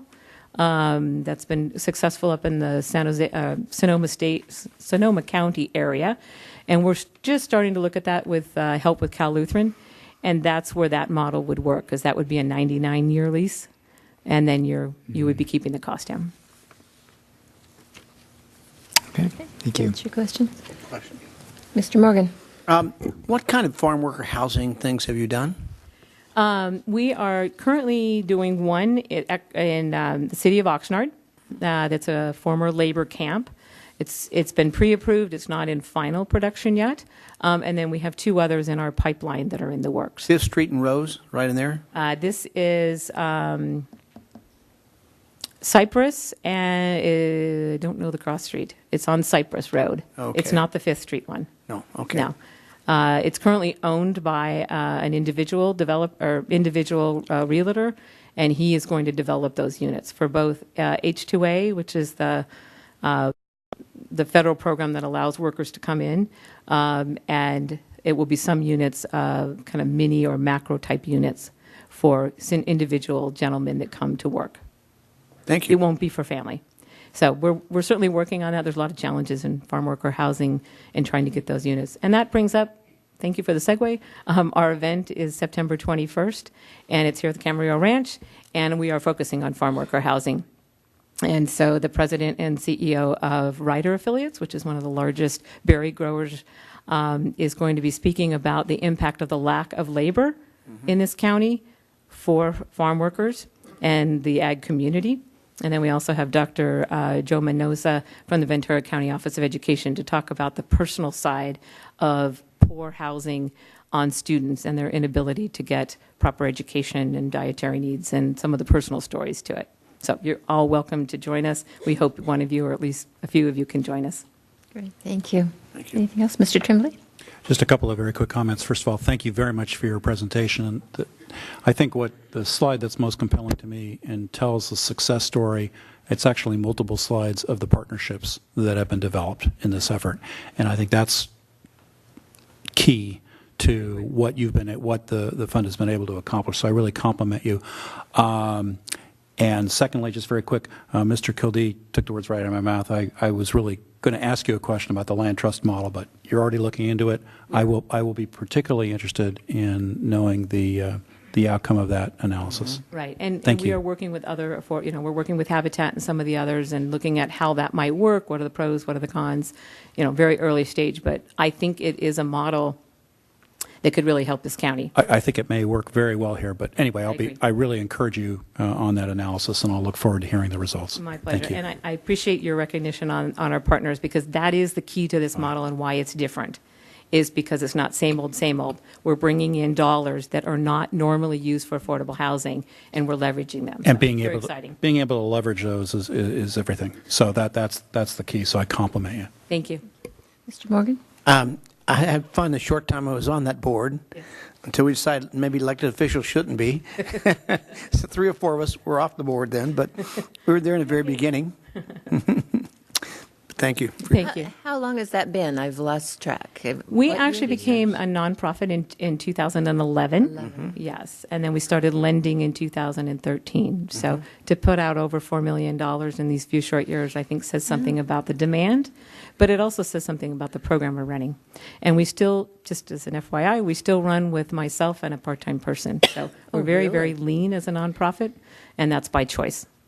And you're doing a good job. Well, thank you. I appreciate that. Very good. Well, thank you for coming and updating Thank us. you. And Appreciate you have the done a opportunity. great job. Thank you. Excuse me. Next on the agenda is the item public comments. I have 3 speaker sheets, and we will start with Dennis Kane. I don't know if Mr. Kane has been with us before, but I'll give you the rules. Excuse me if I can quit coughing. You have 3 minutes, and if you'll state your name for the record, you do. And I have a clock, you have a clock. It will count down for you to kind of keep you track of your time. Not a problem. Thank you. Good evening, City Council. I am a former seminarian, not from St. John's Theology Department, but from the college. I attended St. John's from 1966 to 1970, when we had approximately 400 students at the college, approximately 100 in each of the 4 years. Yep. The college was established in 1961, built on part of the 100 acres of Rancho Colegas donated by Juan Camarillo Jr. It is completely independent of theology. When this multi-million-dollar facility has unlimited potential that has been sitting idle since 2002 when it was closed. On the campus, you have Carrie Estelle Doheny's library, which is $1 million facility. It has 3 stories, an entry level, a basement, an upper level overlooking the Somos Valley. In fact, you can see as far north as the Los Padres National Forest on a clear day. It is a breathtaking view. The college has 3 premium-built 2-story dormitories, enough to house approximately 400 students, an administrative office with housing on the 2nd floor for faculty, a prayer hall, a very large cafeteria, a separate housing unit for the kitchen employees, excuse me, a very large, beautiful church with several dozen beautiful stained glass windows. The church also has a replica of the Last Supper in stone behind the altar. Multiple classrooms, a large rec room, an Olympic-sized pool, handball and basketball courts, and a large playing field. During the same time, Padre Serra Parish Church was built on the southeast corner of the seminary grounds. To date, the Archdiocese has not promoted the use of this facility. The facility could be used as a multi-purpose facility for retreats, including priest conventions, conferences, and a more modern facility for the seminarians, since the theology facility was built in 1931 and is outdated. Most importantly, the Catholics of Santa Barbara, Ventura, and northern LA counties have absolutely no immediate facility for any of these functions. They are going down to Orange County, Anaheim, San Diego, like the RCIA is, this weekend for a convention retreat. I beg you to reconsider this development as currently proposed. I am asking you to compromise, not to eliminate it, but to compromise. If you have not toured the college grounds, please do so before making a final decision. The elimination of acres of citrus trees would provide more than enough land for shade development. These trees surround the entire perimeter of the college seminary. Thank you for your time and consideration. And if you have any questions. Thank you very much. I have a couple. Mr. Morgan? It's like, say, they opened in 61. I moved here in 62. And I remember the young seminarians walking down the road because they couldn't ride in cars, and all black, and a hot day, but they used to walk together down to Arneal Road. There's a very, Archdiocese is the one that did all the decision about closing that and so on and so forth. But also, they sold a very famous book. Do you remember the book? The one most recently? No, years ago. No. It's Gutenberg Bible. That made them a lot of money. But they were going to use that to help support what was remaining. And we hope that that seminary stays. I would hope so. You know, at least intact the way it is. Like I said, there are acres and acres, I used to hike, of citrus trees around the entire perimeter. You can see it. There's an aerial view on that package that I gave you. Okay, it's not up to date naturally because the water tower is still there and what have you. But I mean, the facilities could be commingled. And if you stop and think about it, it's just like this weekend, Mr. Morgan, you're in Padre Serra, and Kevin Kildee, you know, and Tremblay, you know that in fact, the ad is right here. I cut it out from your bulletin. It says, sponsor a teen or young adult. Dear friends, we are blessed to have 40 young people make the choice to go to a Catholic retreat called All for God. It's in San Diego at the end of July, which is this weekend. I've been involved with the Catholic youth from years, regardless of leaving the seminary and being 6 years in the Army and everything else. I've been involved with the Catholic youth. And it breaks my heart to see this multi-million-dollar facility and the possibility of it being bulldozed. I mean, we have, like I said in there, we have no... And these young kids, and hopefully they won't be in an automobile accident, we have them coming from all over to go all the way down to San Diego. Why don't they use a beautiful multi-million-dollar facility like that for a conference center, for retreats, even the local priest here, for retreats. Why doesn't the theology?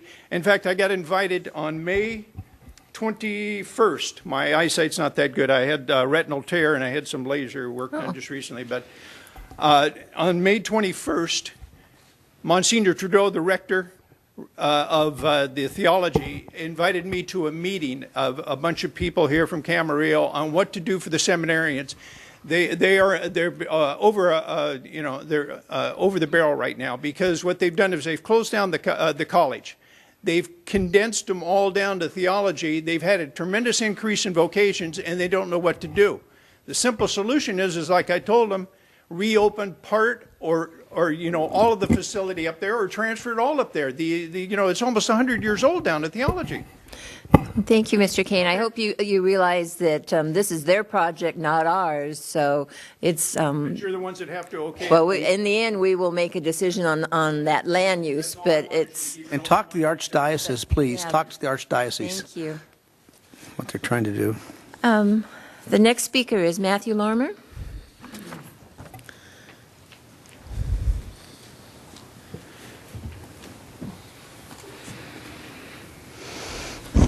Good evening, City Council, residents and home. Tonight we have a very serious issue. I went to the Fiesta Association. The event was good, and then I ended up in Dizzle Park. This is a notice of complaint. Dizzle Park was a cemetery park dated back in 1890. Mike Dizzle paid to relocate the burial remains. In 1965, the park was deeded to the Pleasant Valley Park District. In 2011, the City of Camarillo bought the park. The City of Camarillo planned to buy the firehouse to become a restaurant and use the park as a stage and parking. Today, almost 20 years later, the firehouse remains boarded up with no improvements. The park has been allowed to become run down under the City of Camarillo ownership today. The park has a broken water fountain, unsightly appearance, unsafe conditions for children and adults. Below are examples of very serious conditions. You have pictures in front of you. Number one shows Adolfo Camarillo on his horse. The grass is completely dead. If you went on VenturaWeekly.com in the past, you'd see it was completely green. Number two, you have a picture of a desk that's been sitting out there. I was told it's used by the Fiesta. I can't verify that. No, it was used by the Chamber of Commerce who set it out there. Let me finish, please. It's my Mr. time. Morgan, You please. have time afterwards. Thank you. The desk has been sitting out there. Okay, it's a safety hazard for children. It should be addressed. Number three is a sign that has the F word on it on the sign. Below that is a box for bags for dogs. It's filthy, dirty. Second page, trash left. Again, I can't say it's Fiesta, but again, nobody's taking responsibility. Number five, broken concrete, tripping hazard. Water fountain doesn't work. Number six, rust on a table. Somebody basically could get an infection if they ate there and ran their hands across there. Number seven, a park bench graffiti. Number eight, is that the new city logo? It's a pirate basically graffitied on a trash can. 8.5, a dead lawn. Number nine, electrical box that used to light a tree with the wires hanging out of it. Number 10, a playground where an adult parent said that their kid tripped on it because the panels are loose. Number 11, rusted park benches. Let me just say, what I've seen is totally unacceptable. In conclusion, the City of Camarillo has a responsibility to maintain the people's assets and maintain the health and safety standards for the people of the City of Camarillo who reasonably want to maintain this park. Why did the city not maintain this park? The City Council voted to buy this property and had no plans to maintain the standards. The City of Camarillo should return the park back to the Pleasant Valley Park District because they have the ability to maintain the park, which is more effective. The City of Camarillo needs to respond in writing regarding these issues. The citizens of Camarillo demand accountability for the taxpayer funds. That park is ridiculous. The residents around that park pointed it to me. I looked at the things in that park, and in Mission Oaks, they feel like they're treated like second-class citizens. You as councilmen voted to take that property over, and it's in really bad shape. Let me finish, Jan. The last person. Your time's up. No, I would just like to say it's your responsible as councilmen to go walk that park and address those issues. Their safety, their hazard. That park is ridiculous in that condition. Thank you very much. Thank you, Mr. Lorimer. Your Honor, I do have to respond to a couple of these pictures, that's for sure. That desk you see out there was next to the back wall, Chamber of Commerce desk, and I said, why don't you call, call our trash people, and they'll pick it up free. Wait, no, I didn't. Hey, Mr. Morgan, let's don't argue with him. I'm not going to argue with him. I'm showing you some things in the pictures. You are arguing with Anyway, the picture, that's going into the trash that was ordered. They're coming by to pick it up. What you see in the corner there is still chamber stuff they're getting rid of. There's a whole lot of things here that you're misconstruing. Mr. Lorimer, thank you, Mr. Lorimer, and I'm sure we do have plans for the park, and we'll have staff take a look at some of these immediate issues. Next, we have Roberto Martinez.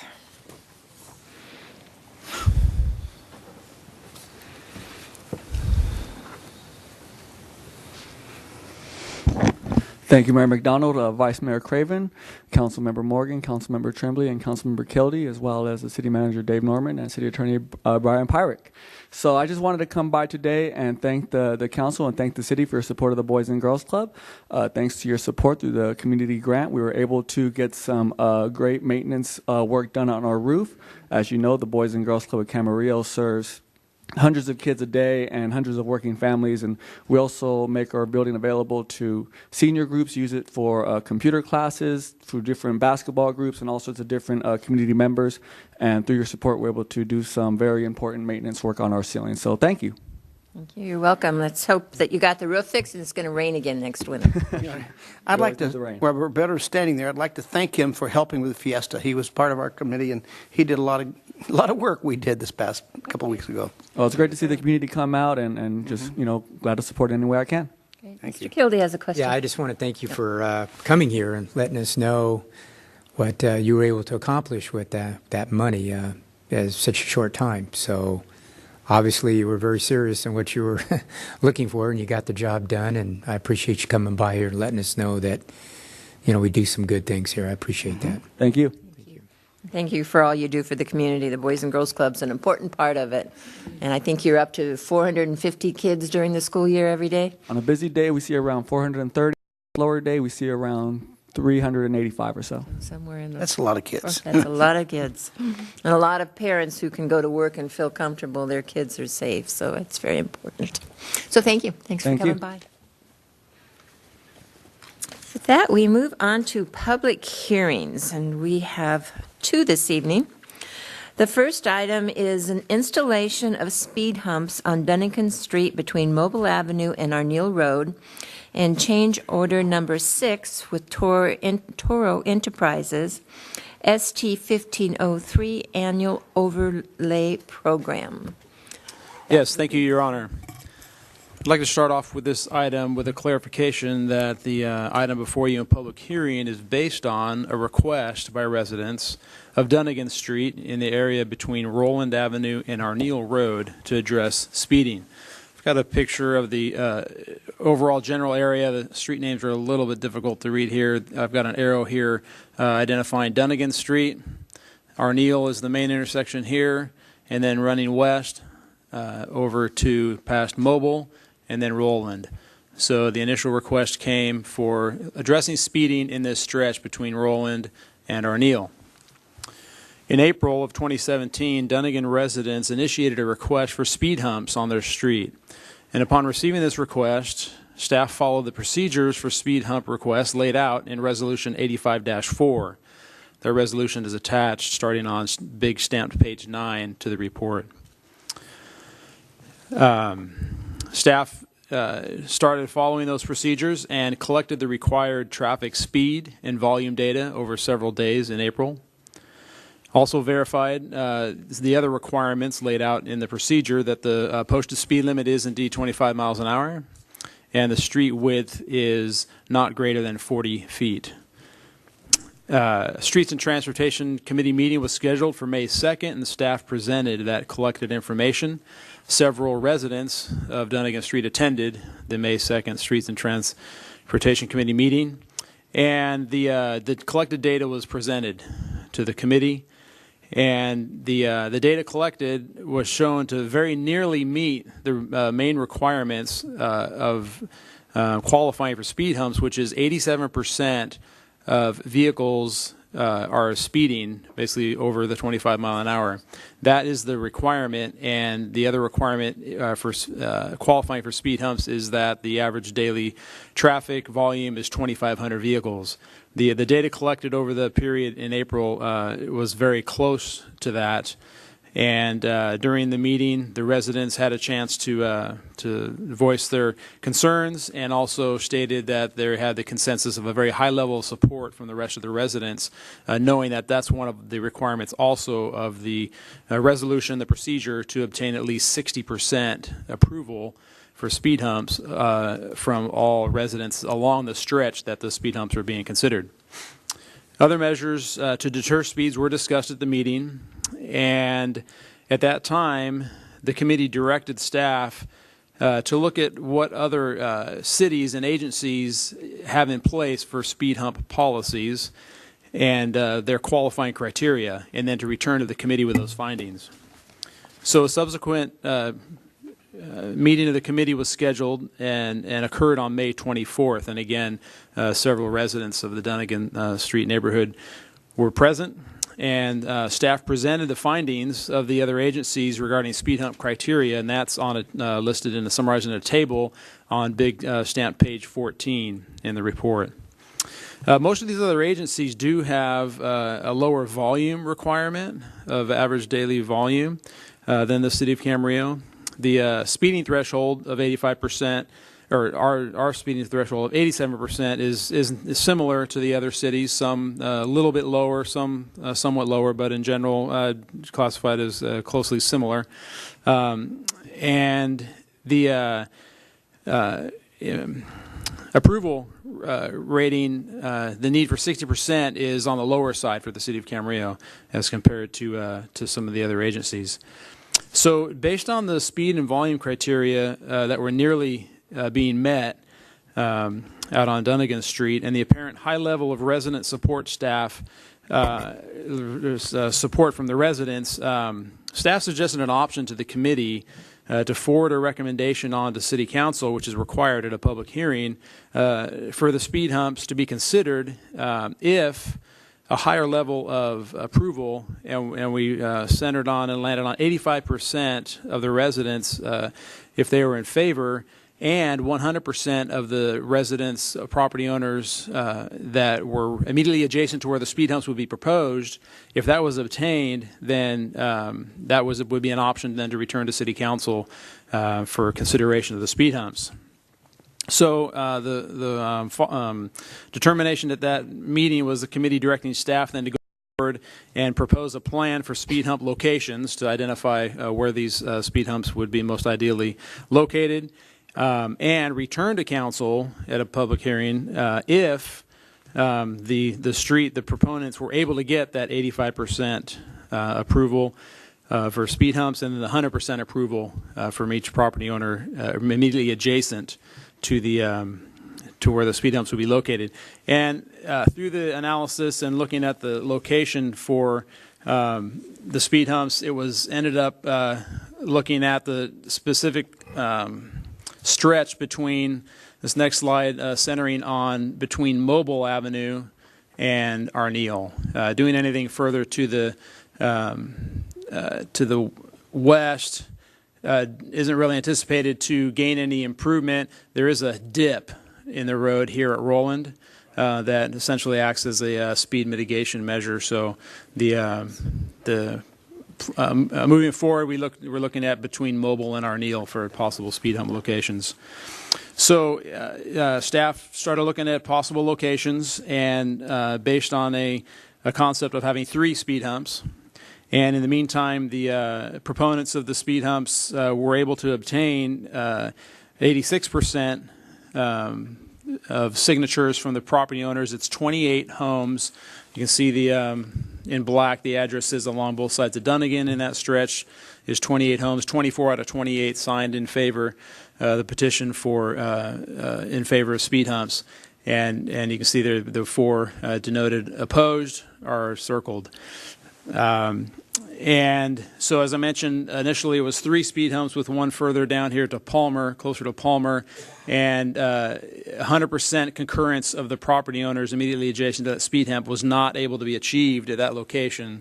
So what's before you tonight for consideration is the 2 speed hump locations with the satisfaction of 85% of the entire stretch and 100% of concurrence of the property owners immediately adjacent to these 2 speed humps.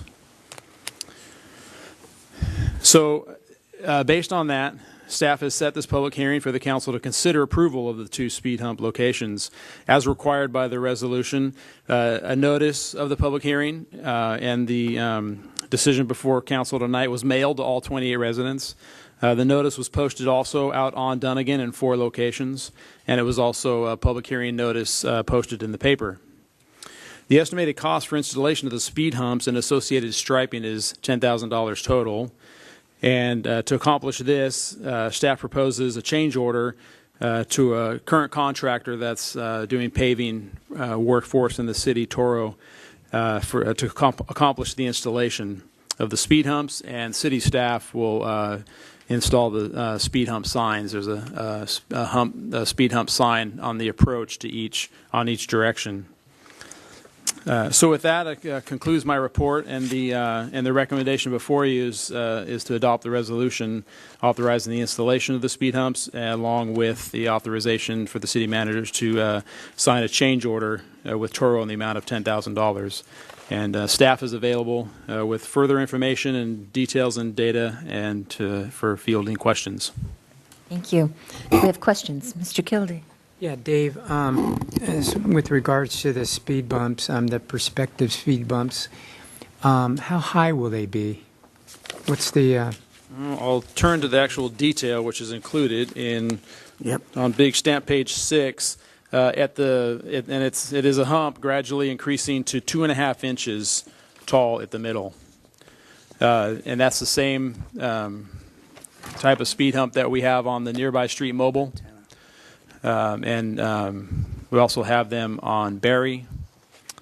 Lantana. Right. It's the same as Lantana. Right. Yeah, same as Lantana. One other question, if I may. With the situation that potentially we're going to have 2 speed bumps instead of 3, is there any data that has any kind of suggestions about how effective within that scope of area 2 speed bumps will be vis-a-vis if you did have the 3rd one? Right. Any empirical data, especially for this specific location, obviously we don't, because they're not existing yet. I would just say the typical spacing is what we initially applied to come up with the 3 speed humps to be most effective, if that's going to be the measure that's put in place on the street. So obviously 2 speed humps may be a little less effective for the entire stretch than 3. We do have a curve in the road, Arneal approaching the first speed hump, which tends to send a message to drivers to be cautious, beware. You've got a slight curve to negotiate, so that may help. And then there was a question brought up about the drainage. Do they affect the drainage of the street at all? No. The speed again. I believe that detail may show on the next page, Big Stamp page 7. So you've got the curb and gutter, and the gutter is where the drainage down the street happens, and the speed hump starts at just on the asphalt section itself, so not in the gutters. And the road has a crown. It drains from the center to the sides, and it will not impede. It will create a drainage problem. So if I might just wind it up here, Madam Mayor, if I could. Absolutely. Obviously one of the goals here is to decrease the speed on Dunnigan. So with your analysis, the two speed bumps, not the 3rd one, will that achieve to a certain extent, at least one of the goals here is to slow traffic down on this particular portion of Dunnigan? Right. Again, based I on don't mean to put you in that. Right. Just Sure. looking at your experience on this. Based on experience with other speed humps placed on streets, cars typically will slow down on the approach and moving over a speed hump. So with 2 speed humps, there would be slowing of speed on the approach of those speed humps. So yes, in short, it's expected that there would be, a measurable reduction in speeding on Dunnigan Street as compared to having no speed humps out there. Now, will we monitor if, in fact, we continuously monitor a lot of streets in Camarillo, and this would be no different than any other. Right. No different than any other street. Yeah. And we discussed that at the committee meeting. The intent here, if approved, to go forward, and it is an exception or an overriding situation that the council will be making here of where the required volume and speeding criteria is just under the requirement. It's close. It's nearly met on average over the days that the data was collected, based on that, we don't recommend a full revision of the policy across the board, but coupled with monitoring it, if it goes forward with speed humps, then we will monitor the speeds. We'll do the same analysis that we did before. We can do after, and then also with the general reception and what we may hear tonight from residents as pertaining to the speed humps going in. That do for you, Mrs. Craven? Anything? No, in the staff report, it says that 88.4% of the surveyed motorists exceeded 25 miles an hour, and yet twice you've said they almost, and our requirement is 87%, so I'm perplexed as to why you've said it almost hit that criteria. Right. It seems to me it's a little bit over. Well, again, on that one particular day. We measured and took data. We have more detailed information if you'd like to know the exact numbers on each day. And we were just pointing out on that typical Friday of April 21st, it did measure 88.4 of the surveyed motorists exceeding the 25 miles an hour. Well, I can only go by what I'm given. So, right. And this was with school in session or not in session? It was during April 21st, that week of April when school school was in session. Right. Anything down here? I have one. You have a question or a comment? Well, it's a comment, but a question too. We're not ready. Oh, okay. Question. I understand, but I've heard comments, and I'd like to just say what I'm going to say. Just for a second. Question first. Okay, question first. We had the first speed humps. We don't call them bumps because bumps are different than humps. Bumps are taller. But the speed humps themselves, we put one on Lantana Street. And how successful has that been? Maybe a previous traffic engineer would be better suited to answer that. Actually, I'll provide a little history just to clarify. The speed humps, when they were first installed on Lantana, and this was 30 years ago perhaps. About 33.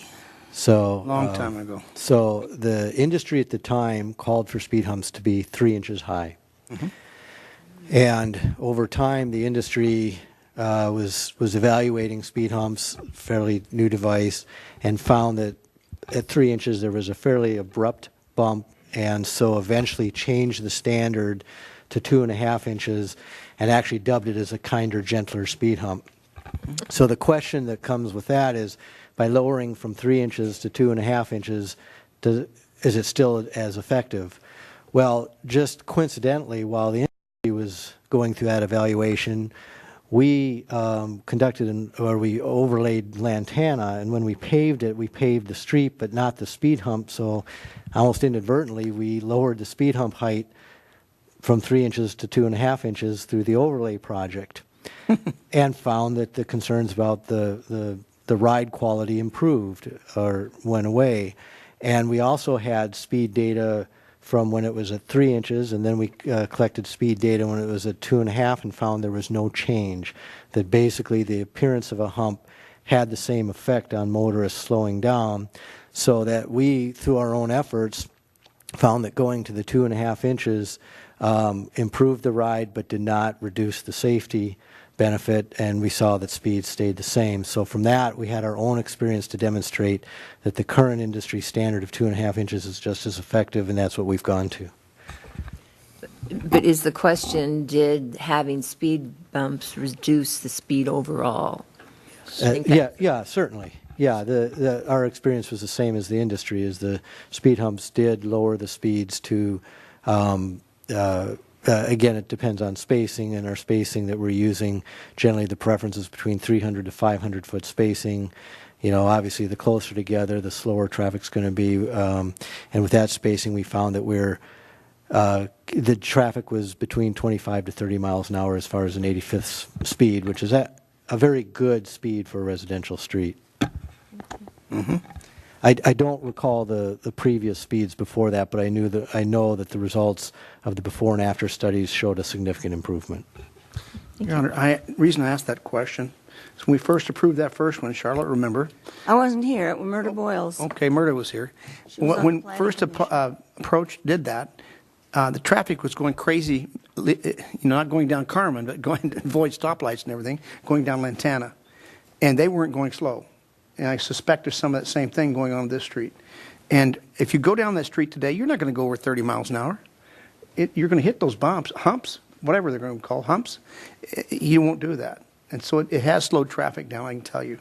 On Lantana. Yes. I have a couple of questions. I got a little lost when you were talking about the difference between having 2 or 3 and the residents that wanted them versus didn't want them. So you're telling me, I believe, that I'm on your big page 15, your chart. So of all of the number of the homes between Mobile and, I guess, Arneal, you're telling us that 80% of them all want it? Is that 86%. That's 24 out of 28 residents. okay? But then you said something to the effect that the reason you didn't do the third one is the people down there didn't want it. So how does that? In front of his house. By the house only. That was the other criteria. So what the committee sent us off with was, that to come back to council to consider the speed humps if the 85% or more could be achieved on approval of all residents for installing speed humps somewhere on Dunnigan Street, along with, once we figure out where the speed humps are best to be located, that the property owners immediately adjacent, basically whoever's going to have a speed hump out in front of their house or on the side of their house, would have to have 100% approval of being located there. And the third speed hump, essentially, if you're looking at Big Stamp page 15, where it says 480 feet right in the middle, that's the dimension from the previous speed hump out to Arneal, that's roughly where that third speed hump was going to go, just west of Palmer. And 100% concurrence between those two properties on the west side of Palmer, north and south, was not achieved. So those people wanted speed bumps, but just not in front of their house. Right. One resident. So then take that discussion down to the speed bump, working our way down to the 2172 that has a circle around it. Right. So that's not considered next to it? No. It's not immediately adjacent. The speed hump is in front of 2190 and 2207. Where down on the other one, you were going to put it between 2 houses, so you had to have all 4. No, the one that is not there now would have been needed concurrence from 2286 and 1296. So it wasn't between them. 69. Okay. That's where I got lost. I had 4. Okay. My other question is there a stop sign at the corner of Dunnigan and Mobile? For Mobile, yes. For Dunnigan, no. So it's a two-way stop. Two-way stop. So Mobile stops. And we've got speed bumps on Mobile too, as well as the stop signs. Right. Correct. South of Dunnigan. South of Dunnigan. Okay.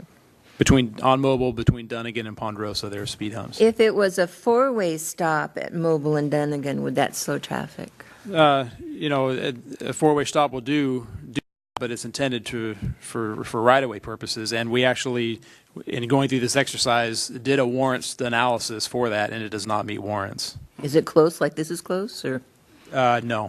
Way off. If I could actually add to that as well, certainly immediately adjacent to a 4-way stop, traffic will slow down because it's coming to a stop. But also has been found, though, is when you install a stop, that then when you get to the mid-block locations, people actually speed up to compensate, and you end up seeing mid-block speeds increase. And is that going to be your answer when I ask the question, will this change when the signal goes in on Arneal? Same thing? I'll go Yeah, that's something that's part of the reason we'll be monitoring this is when the signal goes in, that could have some influence on traffic speeds on Dunnigan. It's hard to predict. For example, if somebody currently today is it's really more dependent on what you when you arrive at the signal, what you arrive at, a green versus a red. So for today, if you're on Arneal or if you're on Dunnigan approaching Arneal, you have stop signs. And obviously you have to come to a stop. But if later on in the future you happen to arrive at that period when you have a green, then you will see traffic not have to stop, and they will be at a higher speed as they cross Arneal and continue on, which could have some influence on traffic speeds, at least for some of the traffic. Depending, though, on how the signal operates, as you know, you have random arrivals on Dunnigan, and the priority will be given to Arneal, so the likelihood of arriving at a green light on Dunnigan is less than 50-50, because the majority of the time the light will be green on Arneal because that's where the higher traffic is. So how many vehicles are going to, on Dunnigan, have the benefit of traversing Arneal at a green light? We can estimate, but ultimately the best answer is to monitor and observe what happens, and if there's a need to make adjustments, we can consider that. But that would make the speed go up, not down. Right. If they had a green light. Yeah, that's what I'm saying. So is it's not going to help slow effect. speed then, it's only going to Correct. help increase it. They already have to stop. Yeah, because they've already got a stop sign. Okay. I think that was one of the questions I read somewhere in this. Okay. Any other questions of council at this point? Mr. Kildee? Yeah. Dave or Tom, in your capacity with this, have you noticed any, when they do install speed bumps, that drivers look for an alternative kind of pathway to get where they want to go? Or is there any evidence that supports that, either pro or con? Right. No, it totally depends on, obviously, the layout of the streets and the surrounding area. And, for instance, I would have expected when the speed humps went in on Mobile that may have had an impact on the other more collector streets, and Dunnigan being one of those. Possibly traffic may have increased on Dunnigan by people taking an alternative route. And the resolution actually speaks to that and calls them significant diversion streets. The next slide here, I went ahead and put in an overview of the entire area bounded by Las Posas on the north, Carmen to the left, Ponderosa and Arneal, showing relatively, and the stretch of Dunnigan highlighted here in yellow. Mobile already has speed humps, and there really is nothing else that would qualify as what we would call a significant diversion street for that. You know, would someone for some reason choose, whether for whatever reason to avoid the speed humps and go a different route? Possibly. It doesn't seem to be a really attractive alternative to use any other street as a diversion. I think one of the letters mentions Roland. Correct. Having so, that issue. Yeah, Roland's the next north-south street to the over here on the other side of Mobile, and it in itself is not necessarily directly through to Ponderosa. You do have to turn on a Regent. Yeah. Oh, that's right, when you get down to the bottom there. Right. So, and again, I'd be hard pressed to think that somebody that lives up here would actually, and even they could go this way as a diversion, but I mean they're not having to go across the speed humps in the first place, so they may already be doing that today. Mm-hmm. Gotcha.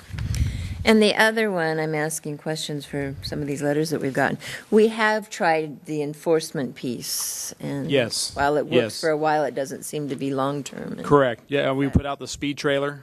Our portable speed trailer the police department deploys. I believe went out 2 different times for a total of nearly 150 hours at a time. Also, focused enforcement by the police department. I don't have any specific numbers on citations, but obviously if they were there and somebody was speeding, most likely they were cited. So yes, that has been. And, that's something those are requests throughout the city that whether it's a hot spot that pops up for whatever reason, it often is an enforcement issue to deter speeders. Tough one. Your Honor, I know as of today, I was told, I know 2 people got cited on Dunnigan for 45 miles an hour. And that's not too long ago, recently. So they do go through there See kind if of they do the fast. same thing tomorrow. Huh? Tomorrow? Well, if they got a ticket today, will they drive 45 tomorrow? That's the, or next week? How long will it take them before they forget? Okay, this is a public hearing, so I will open the public hearing. I have 2 speaker sheets. If anyone else in the audience who hasn't filled out one would like to address the council on this issue, the blue sheets are back in the back, and you can give them to the city clerk. Our first speaker is Nels Noreen.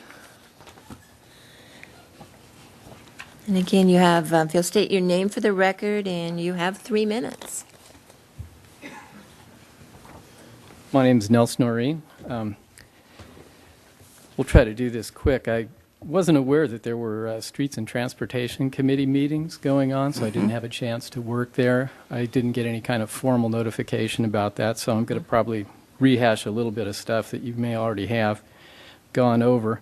I'm against the speed bumps at this stage of the game. There is a problem. I totally agree with my neighbors that there's a speeding issue on Dunnigan. But what Dunnigan doesn't have an issue with is not having speed humps. It's 85% of the people driving over the speed limit. And it seems like speed humps is like the nuclear option to start with for dealing with this issue. Majority of the problems happen during the work and school commute hours, which means it's basically our neighbors. To the best of my knowledge, there hasn't been any outreach to the school or the surrounding community about the level of this problem, which would be a cheap way of dealing with that. From reading the committee minutes, I see that there's currently 3 streets with speed humps. Dunnigan would be the 4th, which isn't a lot, but that would be 2 just in this small area with the ones on Mobile. And that brings up an issue I'm concerned about, and that's emergency services and the access over the speed humps. I don't know what that does. I would hope that they've been contacted. We rely on Southern Access for fire and ambulance. Everything comes from either the fire station there or the ambulances come from Old Town. That would be blocking off 2 of the 4 access points for this area. I'd like to have that addressed. Let's see. The other big one is the traffic light on Arneal, which is not yet in effect. I saw from the statistics in the minutes that the 24-hour volume on our part of Dunnigan Street, it's supposed to be 2,500 to qualify for this. It's at 2,200. Once the signal gets going and people start avoiding that area altogether just to avoid the signal, that could drop way down below there. Something to be considered. The 24-hour volume could go down. I prefer less intrusive traffic calming measures at this point, at least until that signal's been up and running and you can do another test. Testing right now is done in April. I'm quite sure that the average traffic is lower in the summertime. And basically, I don't think it's too much to ask our fellow citizens to obey the law a little bit. And if we can just make them aware of that as something that would be cheaper, less permanent, less intrusive than what we're looking at here. Okay, thank you very much. Next, we have Jameson Lingle.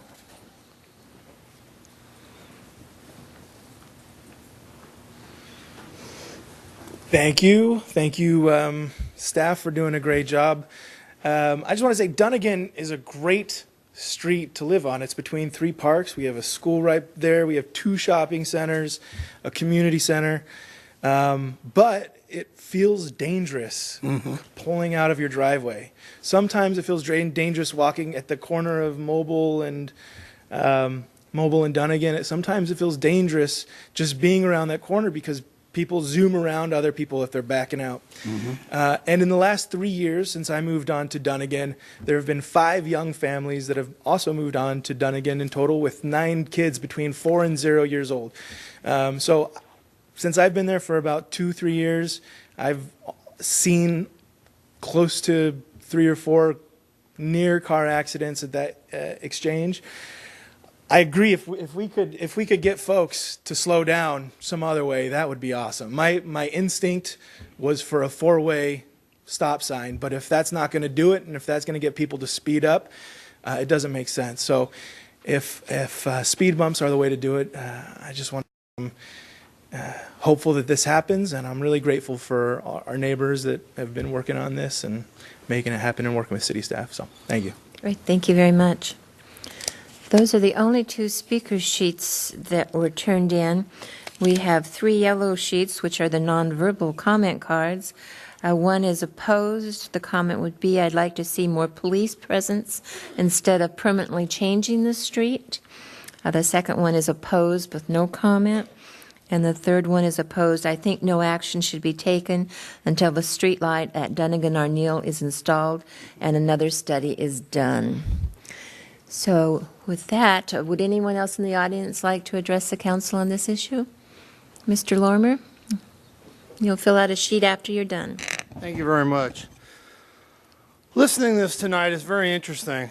I've been in the city council for several years, and one of the questions I have to ask, there's only been 2 speaker cards, and are we spending funds in the right way for just 2 individuals?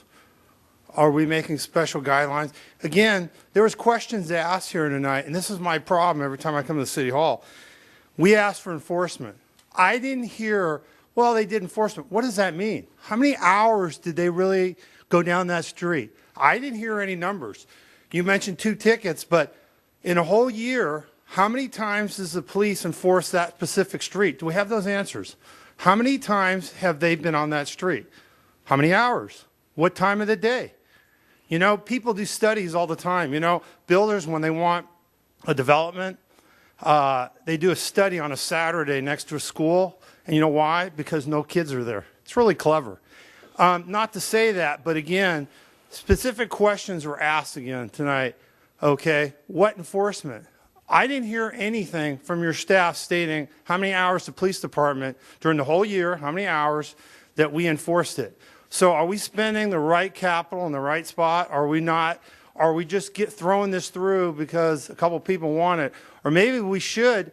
Remember I said to you, you have a problem. You don't have enough officers. I keep telling you guys you need a bicycle patrol. Okay? Much more effective. You know why? They can see a squad car, but they can't see a bicycle patrol. So it's very concerning that we're spending city money on a study, and there's less than 2 speakers and 20 people in a neighborhood. I mean, if that's the guideline for passing and spending city money, gee, that's great. I want to, when Lamplighter was here and other people are here, I didn't see the same kind of decision making. It seems like we have special decision making for special people, special times. Again, enforcement. I want specifics. I've heard nothing about the police department. I have seen no records based on how many times they've been out there. That's a very serious question because you're going to spend city money again. And let's look at your budget, by the way. You had to take some reserves out. So again, let's use some common sense. This is the public speaking. So again, that's the question I'm asking. I'm not saying they don't have a problem, but where are the evidence? I haven't seen it. I haven't seen documentation. They couldn't even provide any.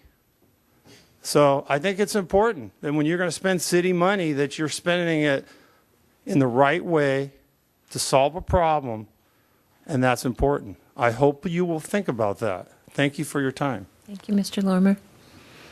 Would anyone else in the audience like to address the council? And you do need to fill out a speaker sheet when you're done. You can go ahead and come up, give your name, and then promise me you'll fill that out. My name is James Wayne. I live at Dunnigan and Palmer. And I'm affected by this. I mean, I've lived there 20 years, and I respect his, comments. And it seems as though it gets worse as the time goes by. I don't know what effect the light will have, and I don't know if school in, school out has an effect. It seems there's a lot of late at night traffic. People speed through there. I'm affected by it because I kind of have a window in my room that's right on that road. So I appreciate the studies. I appreciate the input from all the professionals. I don't have the answers. I don't know if enforcement's the answers. But I do know that, I think what's going to happen is we're going to lose some lives on that road because people are just really going fast. And over the period of 20 years, it's gotten worse. I don't think there's been more people living there. I just think that there's maybe young drivers, more people commuting. I don't know what it is. But I just think that, if enforcement's the answer, and that's fine, but I just don't know how you're going to enforce that. It seems like the enforcement is more focused toward the intersection than the side roads. I live on that corner. I see accidents weekly. I see fire trucks. I see ambulances. I don't want to see them on that street, but I see them right in that corner. I see a lot of accidents because I live right there, and it affects us because, we hear a lot of crashes. So what I don't want is animals or young kids. I don't think these kids that live on that street can actually even play on that street. They don't have the benefit as the Sherborne people, that they can play on their street. Yeah, it's a main thoroughfare in a way, but, those kids, they can't really do anything out there. And I just think that something's going to happen, and I think really, if you would, please take a good look at this. Seems like a decent solution. I think the studies were done, and I believe that the amount of people, whether you have 3 or 4 comment cards from people that don't want it, it seems to me the statistics support the people that do want it with that over percentage, if you will. I don't remember if it was 80 or 85%, but it seems to me if there's 85% of the people that are affected by it that want it, it seems to me that hopefully you guys will listen, and that's all I can say. Thank you very much. Can I ask a question real quick? Absolutely. There was one taken away at the Palmer and Dunnigan. Yes. You're not one of those that didn't want it, are you? You didn't want to hump there. Well, there's a reason for that. I want the traffic to slow down, but I also want to sleep at night. My bedroom window would be right next to that street. Okay. Unfortunately, my house faces sideways on Palmer. So my bedroom window is directly on Dunnigan. And where they wanted to put the street hump was going to be, if my window was open or my slider was open, and again, my back of my house is really unique. It's not necessarily backing north, it's backing west. So if I want some air in, all I'm going to do is hear cars hitting it every night. And I just, I had asked if we could maybe modify that. So yeah, I was one of those. I do want to slow the people down, but I want to sleep too. So, I think that's a fair trade-off. So it's understandable. Great. Oops, we have one more question for you. Yes, okay. So even with, we were going to do 3, and now the potential proposal, or the proposal is 2, you're still in favor of the speed bumps? Absolutely. There. Yeah. I walk my dogs there nightly, and the person that initiated this is not here, and he did a great job, and he's on vacation, and unfortunately the schedules didn't meet. But when we were talking about the 3rd bump, I had said, what I'm going to do is go sit down on Mobile, because we walk the dogs down there. I want to go down there and physically be by them and understand the speed ups and the speed downs. And after doing that, I kind of convinced myself that I was making the right decision about hoping that we could not have it there, because it's going to affect, me every day, and so I did that, and I went down and I sat on a wall, and I kind of sat there and just waited for cars to come by, and there is noise that comes off of those, okay? Some people don't stop, some people abruptly stop, some people slow down and then they speed up. And, my vision is that's what I'm going to live from now on, and I just didn't want to live that. On the other hand, I'm not trying to pawn it off on the other people down the street, but I'm not really sure what the solution is, but all I can tell you is for a few bucks, if this helps maybe save a kid or somebody backing out or a life or even an animal, I think it's worth it, and I think it's worth a try.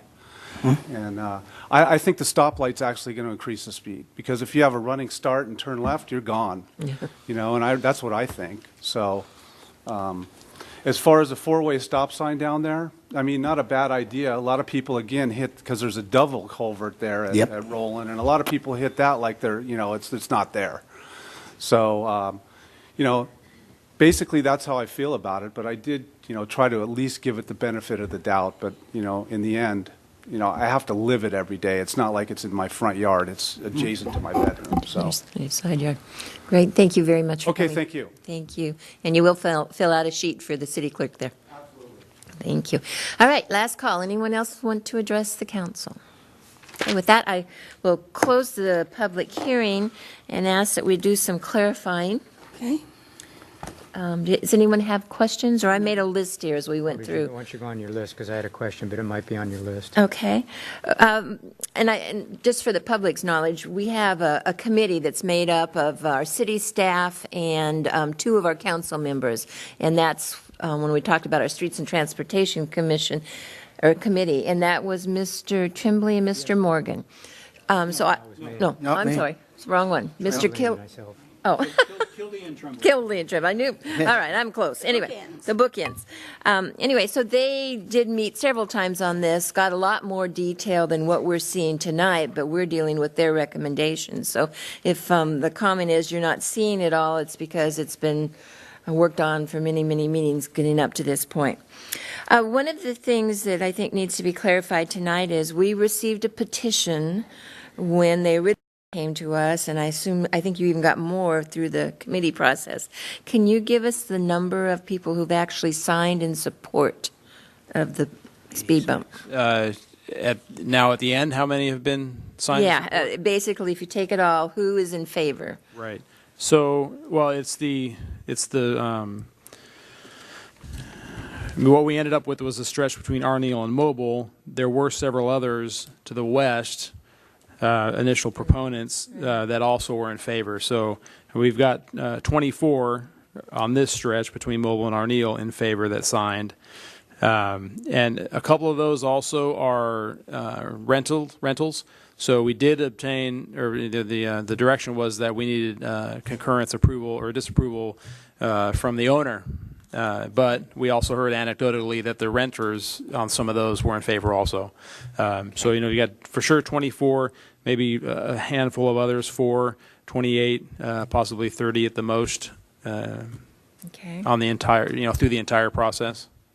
And then opposed, tonight we had 3, and I think 1 letter that's not in this pile. So 4 that I've seen tonight. And did you have people come to the committee meeting that were opposed? No. I have the same. No. people, if you just count bodies. Oh, I looked through there to see if they were the letters that matched them. Okay, so no opposed came to the meeting, but you did have neighbors who came to your committee meeting, spoke, helped you work through some of the issues, so they Correct. participated in the process. Correct. Even though they may not be here tonight, I guess is what I'm trying to get at. Okay. One of them, they brought up the emergency services. How does having speed bumps affect fire trucks, police cars, ambulances? Right. I assume you just fly right over. And again, there isn't a whole lot of empirical evidence on that. I'm not sure. Other agencies may have done time studies or fire departments or emergency responders. We don't have any indication that says we're vehemently opposed to speed humps. We have them on several other streets. And the total time added for a short stretch of street with speed humps, I would assume is pretty minimal. So I don't know if, from the traffic engineering perspective, if Mr. Fox has any other input. We have heard from emergency services that they prefer not to have speed humps, that it does have some effect on response time. But Mr. Klotzel is correct that just 2 humps in a short distance, while will have some effect, is not a huge significance in time response. Really to address, and that's why we have this policy to address the emergency services concerns, is if you were to start to see speed humps proliferate in an entire neighborhood where emergency services now have to drive over several streets that have a myriad of speed humps, that definitely would start to have a significant impact on response time. And so to avoid having every street qualify for speed humps, we've created the criteria so that only the highest need locations would qualify. But that's why you have the policy, is to balance that between high need and response time. When will the signal be in place? So I know the standard answer I've been given over the last few questions of that has been a couple months. We're getting real close to getting. It's a certification inspection and certification process for the poles that's required, and we're at the last step of obtaining the final certification on the poles. They have been inspected. They're out of state, so we don't have a delivery date yet. But we're expected the delivery of those poles to be within the next month or so. And so then we're going to back into, when those show up, the contractor needs to be ready with the foundations poured. We're replacing 2 of the curb ramps at the intersection to be compliant. And so essentially, as far as construction, we should see something within a month, maybe 6 weeks to begin, and then it's going to take a number of weeks to complete the work and be energized. So the signal turn on at least 2 months, maybe 3 months to actual activation. Question on that? Sure. And once it gets in, it's going to be, the power will be going a lot faster than it did at Pettit and Village of the Park Drive? That was a little dig. Yes. Well, it's still dead. That's taken quite a while, so I can hopefully be assured that, yes, it will be quicker to be turned on. Thank you. Barring any unforeseen. This is not a Caltrans light, it's ours. Well, remember, we've got that grid there that does have some issues from time to time. Oh, the power, west of Mobile, that's not an issue, so it's only Mobile to Arneal that is an issue with the excessive speed. Are they better west of Mobile? That's correct. The the experience, the data that we've collected, right, shows that there is higher volumes of traffic on Dunnigan because several or some of the vehicles are turning off of Dunnigan onto Mobile. But yeah, the speeding, primary speeding issue, and also as far as looking at installing anything to address that, just really doesn't fit the criteria on that short stretch, along with there's a dip, as I mentioned, to the west of Mobile that acts as a speed deterrent. So this really is the section. Correct. And then the other one, why do people not like them? I understand the gentleman who has to listen to as it goes over them, but if you don't live right beside it, what is the predominant concern that they bring? Well, we heard one tonight in that it may not necessarily be the end-all solution to speeding. Speeding still may occur, and there are opinions that there's other things that should be done, whether it's enforcement or other types of measures. And I'd imagine other people just aren't looking forward to driving over a speed hump themselves, and would rather not have that.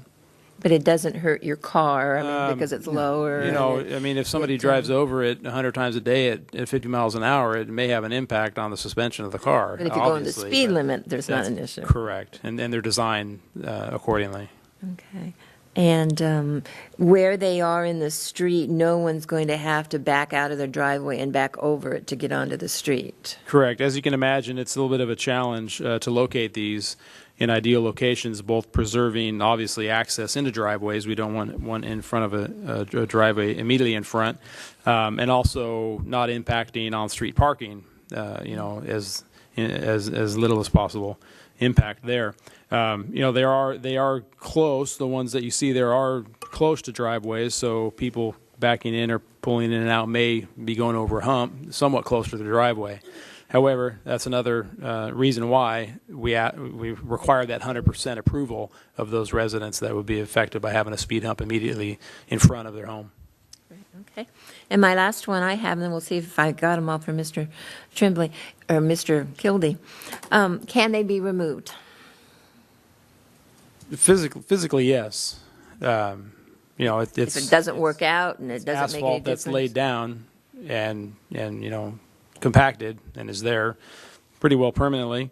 And as with anything else, it could be cut out and dug up and removed, and we'd have to replace that section of asphalt and repair it.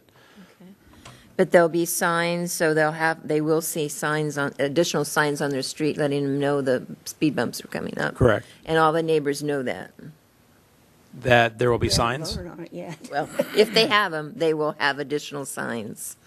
Right. I mean, through the process, that's been a part of what's been discussed. So the neighbors do know that as Right. part of it. With the bumps come the signs. Okay. Did I get yours too? Got all of them plus a couple more. Okay. Does anyone else have any questions? I've been quiet so far. Let me just ask one thing.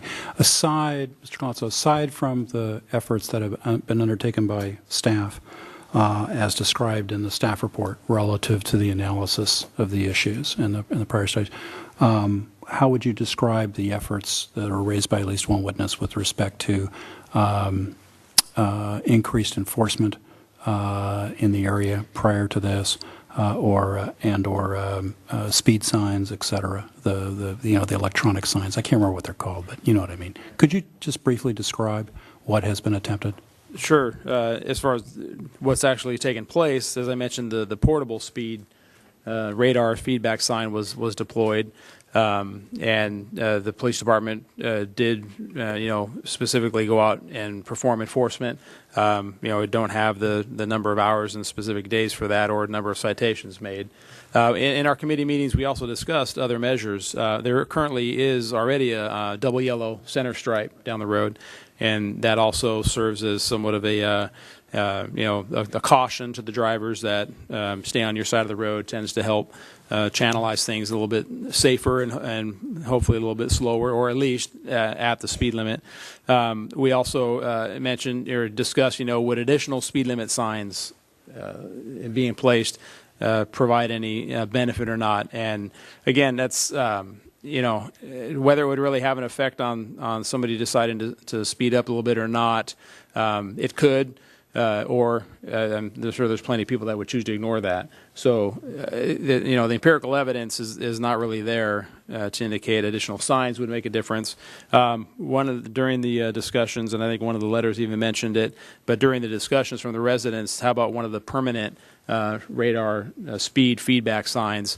And again, we're very careful. Well, number one, we don't have a policy or a procedure in place to go ahead and install those. It's something that an agency would want to be careful with as far as setting criteria and a precedent for having those go up all over town. And also the empirical evidence just isn't there to really strongly suggest that in general it automatically reduces speeds. There's locations where they are effective. And actually, we've got a pretty unique installation of the one that we do have in town on Flynn Road at the curve going southbound, and that's actually activated by wet weather. There's a sensor in the pavement that specifically turns that sign on when it's wet, because experience has shown that navigating that curve can be a little more difficult under higher speeds combined with wet weather. So that to say, we discussed and analyzed and even looked at the Warren analysis for the four-way stop. And discussed all those. I believe we pretty well fully exhausted the options and alternatives for addressing the speeding. Well, and I appreciate you going to that, because if my recollection serves me correctly, these were two pretty darn lengthy Streets and Transportation Committee meetings where we discussed all of these issues and more. I appreciate that, because I just wanted to give sort of a context behind this, because we're not going from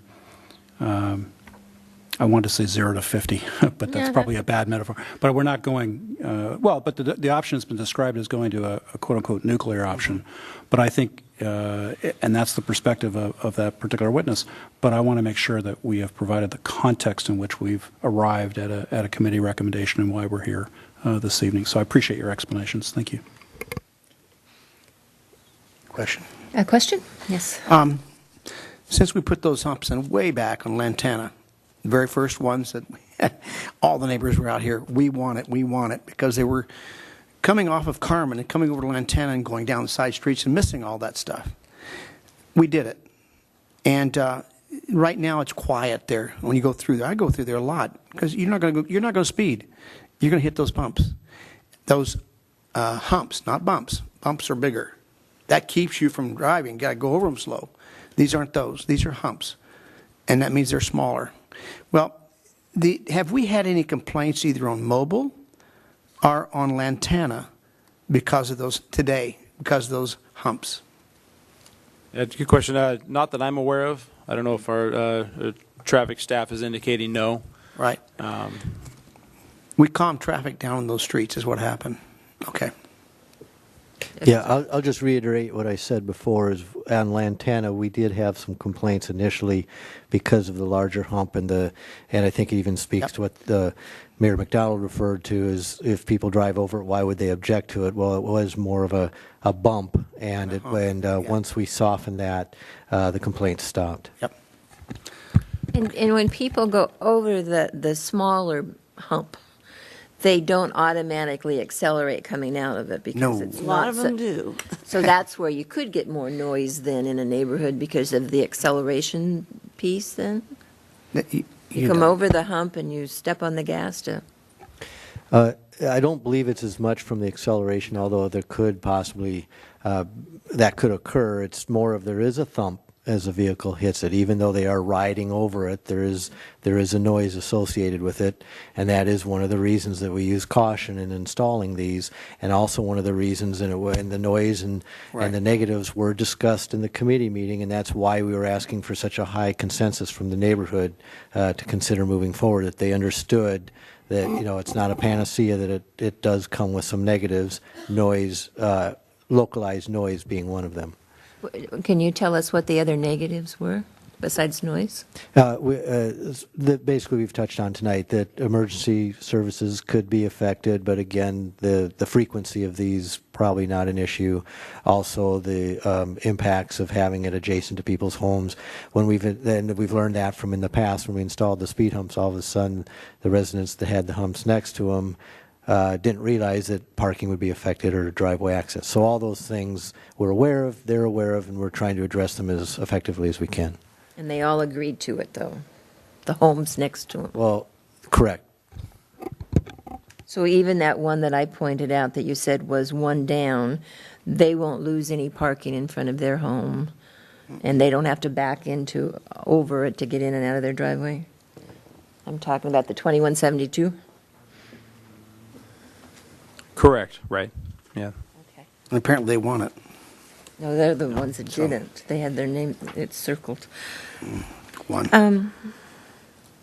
Anything else? Comments? Okay, comments?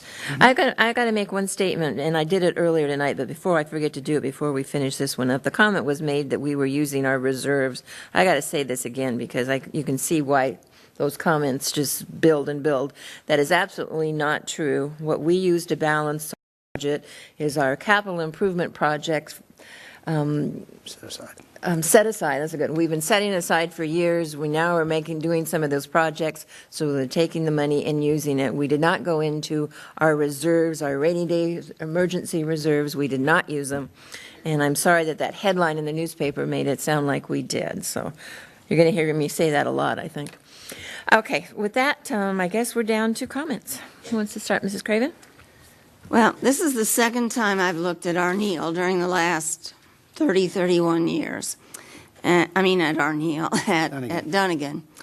And the first time, our previous traffic engineer had us look at a lot of, all of the options. And the first thing we decided was that a traffic signal wasn't feasible because there were houses there already, and we'd have to take out some houses to put them in.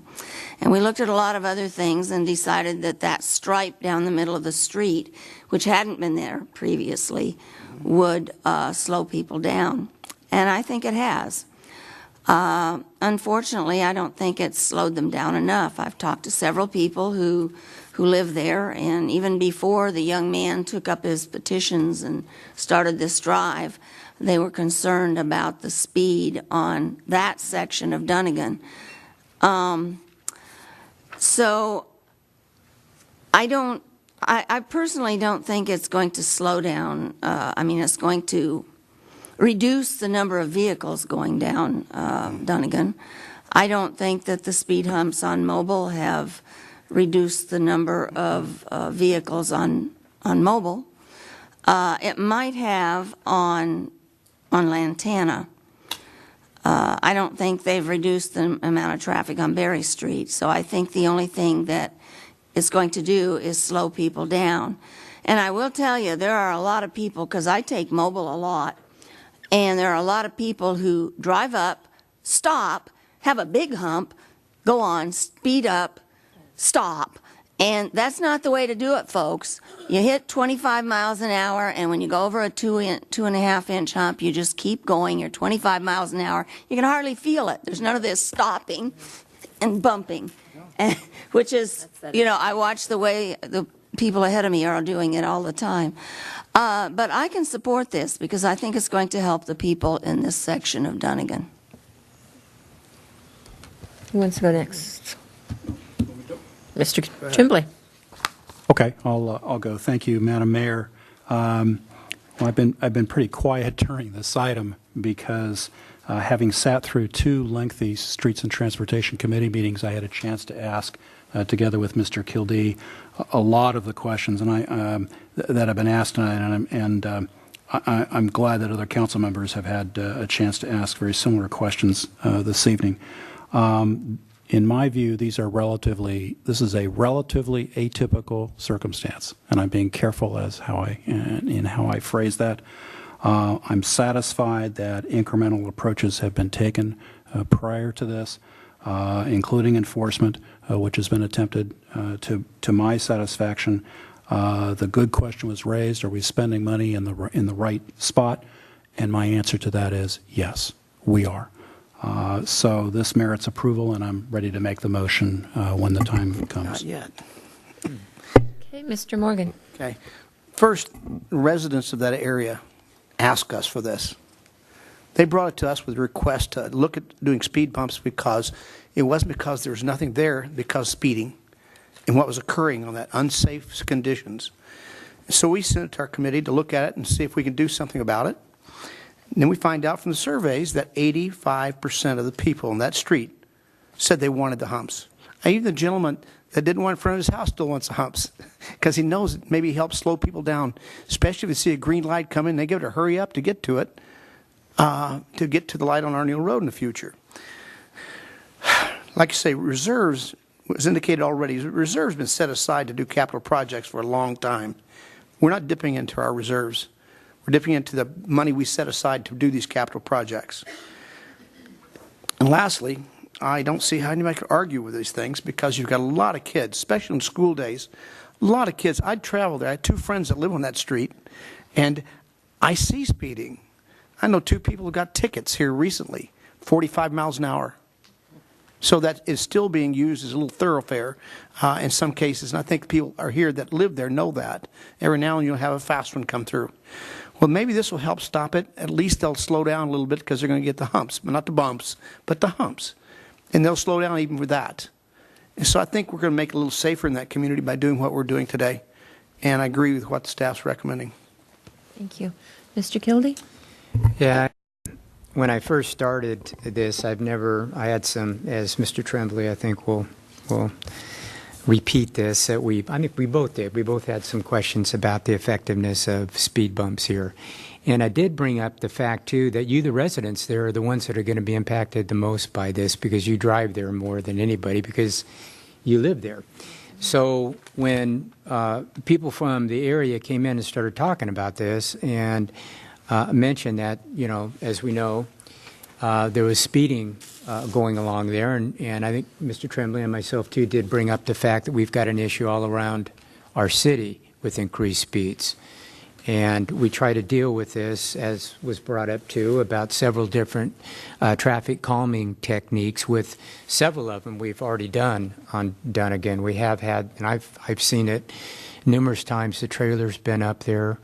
We did restripe that. We did put speed bumps on Mobile. One of the reasons, and we have talked about this in Streets and Trans for many years, a 4-way stop at Mobile, but the warrants do not show that meets our criteria with this. When we were deciding we were going to have 3 of the speed bumps and actually landed on 2, I had a little bit of a concern as to whether or not what the effectiveness was at, and that's why I asked staff that specific question about that. I did have a concern about emergency personnel vehicles because I know they do have an issue on that, but I think that was addressed by the fact that the length that they'll be will not decrease the response times in any way that's going to be, significant. I think that's true too. I do live in that vicinity. There's no question that Dunnigan is a high-traveled part of our city. Now, whether or not you put these there, will that decrease traffic? I don't know. It might not. We don't know if it will be or not. But they do have an impact to a certain extent of decreasing speed. But I think it's also important that it's not going to alleviate 100% of the problem there. It potentially, and hopefully it will, but it's not going to alleviate the problem here. But I do think that the public benefit outweighs a lot of the concerns about this speed bump, where I think it's worth it to give it a try here and to see if that will help the situation there. There is a situation there. It was brought to our attention, and I think this is a way that we might be able to help a little bit. I have my friend out there. But with this situation, I think it's important that we give this a try. And it's 2 speed bumps. And I think when the signal does come in, and with these speed bumps there, and we're still going to enforce that with other methods too. It's not just going to be speed bumps and we're going to forget about the area. That's not going to happen. We don't do that with any streets in our city.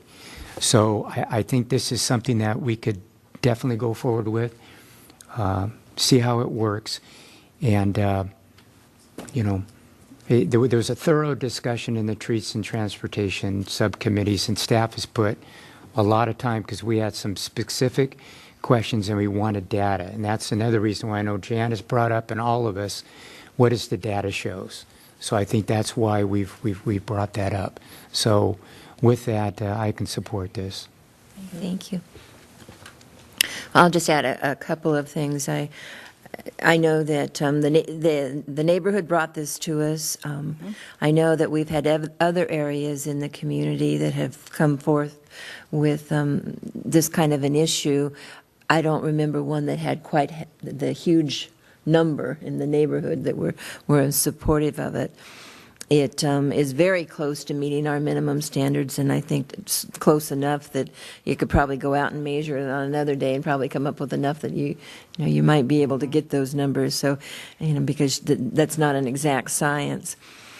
I would say that I, too, can support this, but I hope that in doing this, I think Mr. Kildee just mentioned it, that this isn't the answer to everything, and I don't want people to have a false sense of security because we're putting bumps in the road that now the kids can play in the street and not have fear, or that, that there won't be speeding, because this is one thing that will help, but it isn't the answer to everything, and it's just one piece of enforcing speed. So I am supportive of doing it because you save one life and it's worth the price.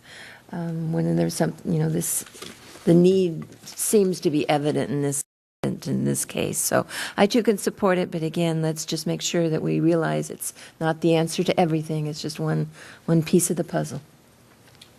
With that, Madam Mayor, if it's appropriate, I'll go ahead and make the motion then to adopt a resolution authorizing the installation of the speed humps on Dunnigan Street between Mobile Avenue and Arneal Road, and approval authorizing the city manager to sign change order number 6 in the amount of $10,000 for Toro Enterprises, Inc., ST-15-03 Annual Overlay Program. Second. We have a motion and a second. Any other comments? Not, please vote. And that does pass unanimously. And thank you all for coming and participating. And I know we will have follow-up, so we'll have reports from the staff on how it's going. We have one additional public hearing this evening, and that is a resolution approving CDBG fiscal year 2017-18 action plan. And Madam Mayor, because a client of our firm is one of the potential grantees on that CDBG 2017-18 action plan, i.e. Livingston Memorial Foundation, I need to recuse myself from the dais, as I understand it, so I'll go wait in the back while council is considering this item. Leaving us. Okay, thank you very much. That's You have to because leave of too? Livingston. You can't leave because Anya's right home. Is that Watch for pink, it'll make you blind. Yeah. Watch for pink, it'll make you blind. Okay, so Okay. staff report. Yes, thank you, Mayor McDonald. Oksana Buck will be presenting this item. Good evening, Mayor McDonald and council members. The city's goal for the CDBG program are included in the fiscal year 2015-2019 Regional Consolidated Plan, which served as the official application for HUD for CDBG funding. The annual action plan describes how the city will spend its CDBG funding in implementing the consolidated plan. The action plan must be submitted to HUD each year in order to receive an annual CDBG allocation. The city's 2017-2018 allocation is $255,107. In addition, the city has an unspent CDBG balance of $443,619, and that amount includes the $179,790 of program income, which was received in 2016-2017, and as well as unspent funding from the city's housing programs. A total of $698,726 is available for the 2017-2018 program year. The CDBG funds can be used on public service programs, program administration and fair housing, and other eligible activities. Per CDBG requirements, the city can use up to 15% of the new allocation plus 15% of 2016-2017 program income towards public services. We can use up to 20% of the new allocation towards administration and fair housing, and the rest of the balance must be used on other eligible activities. The city has received applications from 8 public service agencies with combined requests of $69,760. However, the maximum available funding for public service agencies is $67,784. Therefore, staff recommends funding each agency 2.8% below their requested amounts. But as you can see, the city can fund each agency slightly below their requested amounts.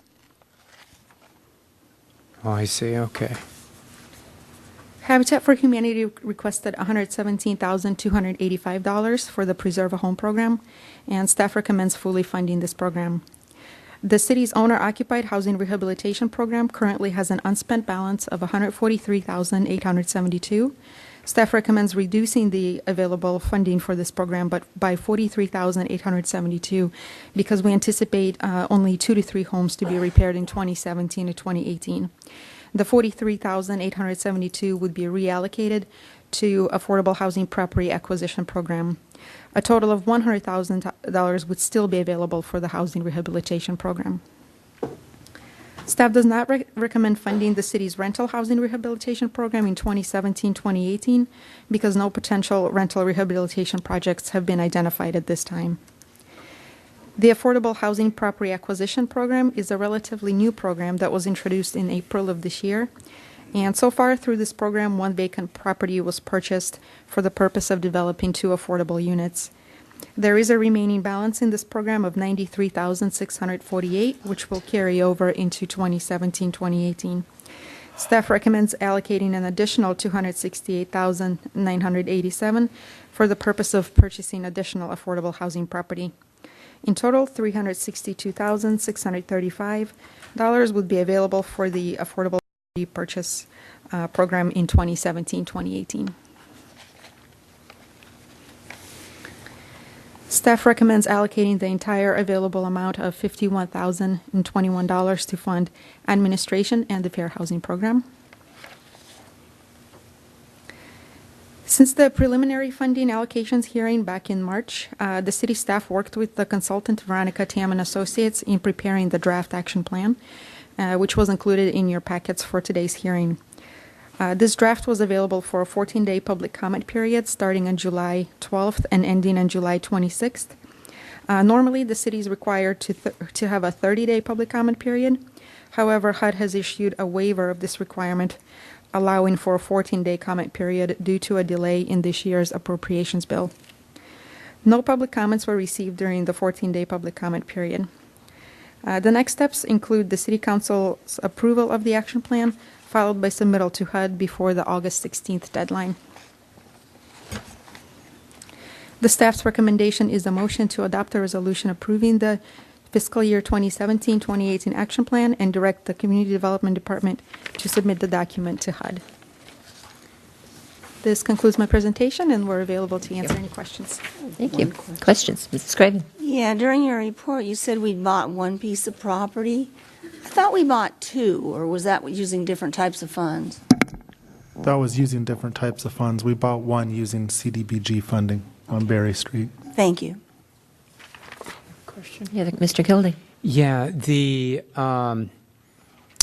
The amount of money that we got with the Caregivers Oasis and Rain and whatnot was not as much as what was requested. So did you take, to get those numbers, did you take just 2% off $5,000 for each one or whatever they requested? Was it like 2% or how did you? It was about 2.8% Okay. to reduce each request. And you did that equally with everybody that requested? Yes. Right. Okay. And that was about 2.8% to make the numbers work. Exactly. And this year's amount was about, was it $255,000 or thereabouts? Yes. What was the difference between this year's and last year's amount? $25,000 less this year. Less. And that has been going down each year, is that correct? Yes. It went down more Yes. this year than the previous year. And do we have any projections? I hate to ask any projections in Washington, D.C., but do we have any projections about what we might be able to expect this coming year? In 2018, 2019, no, we don't. No, we just don't know. Yeah. There was talk this year of actually removing this type of funding. So, There was talk, what again, Joe? of actually removing this type of funding for local cities. Removing it totally. I've read that there's still talk of doing it the following budget year, not this coming budget year. Correct. So this could be a short-term thing. This could be a program that goes away at some point in the future. Good. Be tough for these. Any other questions? I just have one, and it's one of my things I really like to see, and that's the owner-occupied housing rehabilitation. And we're just not getting the participation on that. That's too bad. No, we're not. Are they doing it privately, Joe, or are they getting, are there They're just not other doing it. Entities out there that they might be able to get some of these funds from? Well, I think people that have market rate housing and have the ability to do it are doing it on their own. On their own? And those that can use the assistance just haven't really been seeking it out. Yeah, it's been Interest tough to rates get are the pretty others, low. isn't it? Yeah, The interest true. rates And the would interest look rates are Right. low.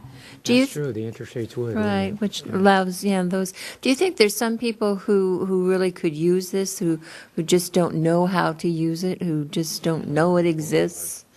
That, and I don't know how to reach them, but, Residential. that's the That people could that be the really need case. our help, Yeah.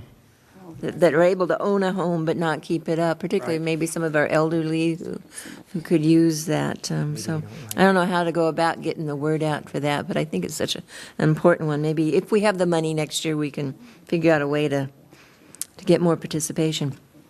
Any other questions? Okay, this is a public hearing, so I will, thank you, by the way. This is a public hearing, and I will open the public hearing. I have 3 speaker sheets. And the first one is Shanna, and I think these are in, so is it Cannon? Yes. Oh, good. You have pretty handwriting, but... Good evening, I'm Shauna Cannon. I'm the Director of Operations for Habitat for Humanity of Ventura County. Habitat appreciates your continued partnership in our efforts to serve the low-income residents of Camarillo who need critical home repair services. Our Preserve a Home program, funded by CDBG, allows us to interact with a variety of Camarillo families and aids in the expansion of neighborhood revitalization. Our average repair partner here in the city is a low-income senior citizen living often on Social Security alone. Their limited funds do not allow them to pay for the critical home repairs that are often needed to support their ability to age in place. Through your CDBG program this year, we'll be contracted to serve 10 low-income families here in Camarillo. We appreciate your confidence in our program and want to extend our sincere thank you for your ongoing support of Habitat and our efforts to help Camarillo seniors age in place. Thank you. Don't go away, we might have questions. Very good. I do. How do you reach out to them? How do you find them, or how do they find you? So through a variety of ways, we currently have a list of residents who have already contacted our office asking for services this year. So the other ways that we contact these folks or get the word out is through different agencies that interact with seniors and often with folks who are low income. Perfect. Okay, great. Anything else? Thank you very much. Thanks. Next, we have Kelly Brown.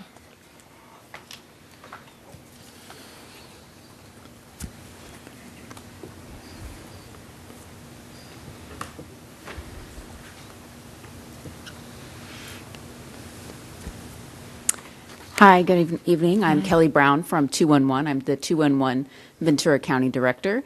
I wanted to bring to you, the last time I was here, you had asked for some posters and outreach information. I wanted to make sure I brought that with me tonight. Perfect. And to thank you for your continued support of 211.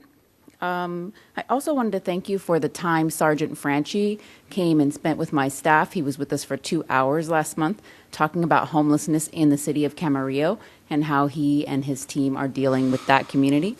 The reason we invited him is because of a new program that we have at 211 where we will be assisting all residents of Ventura County through a partnership with the Continuum of Care. We are now a point of entry and the only 24/7 point of entry in Ventura County now. So starting in a few weeks, if somebody calls into 211 and identifies as homeless, we will be able to enter them into the HMIS system and do all of the homeless screening with them. So that's all I have. Very good. Do that. Very good. We have questions? How's the texting going? Excellent. Is it? Is working well? Good. Yes, Good, and very we have rolled that out statewide now. Wow. As well. We are rolling that out 24/7 as well this month. So Perfect. Very good. Great. Well, thank you for coming. thank you. Next, we have Helen Shields.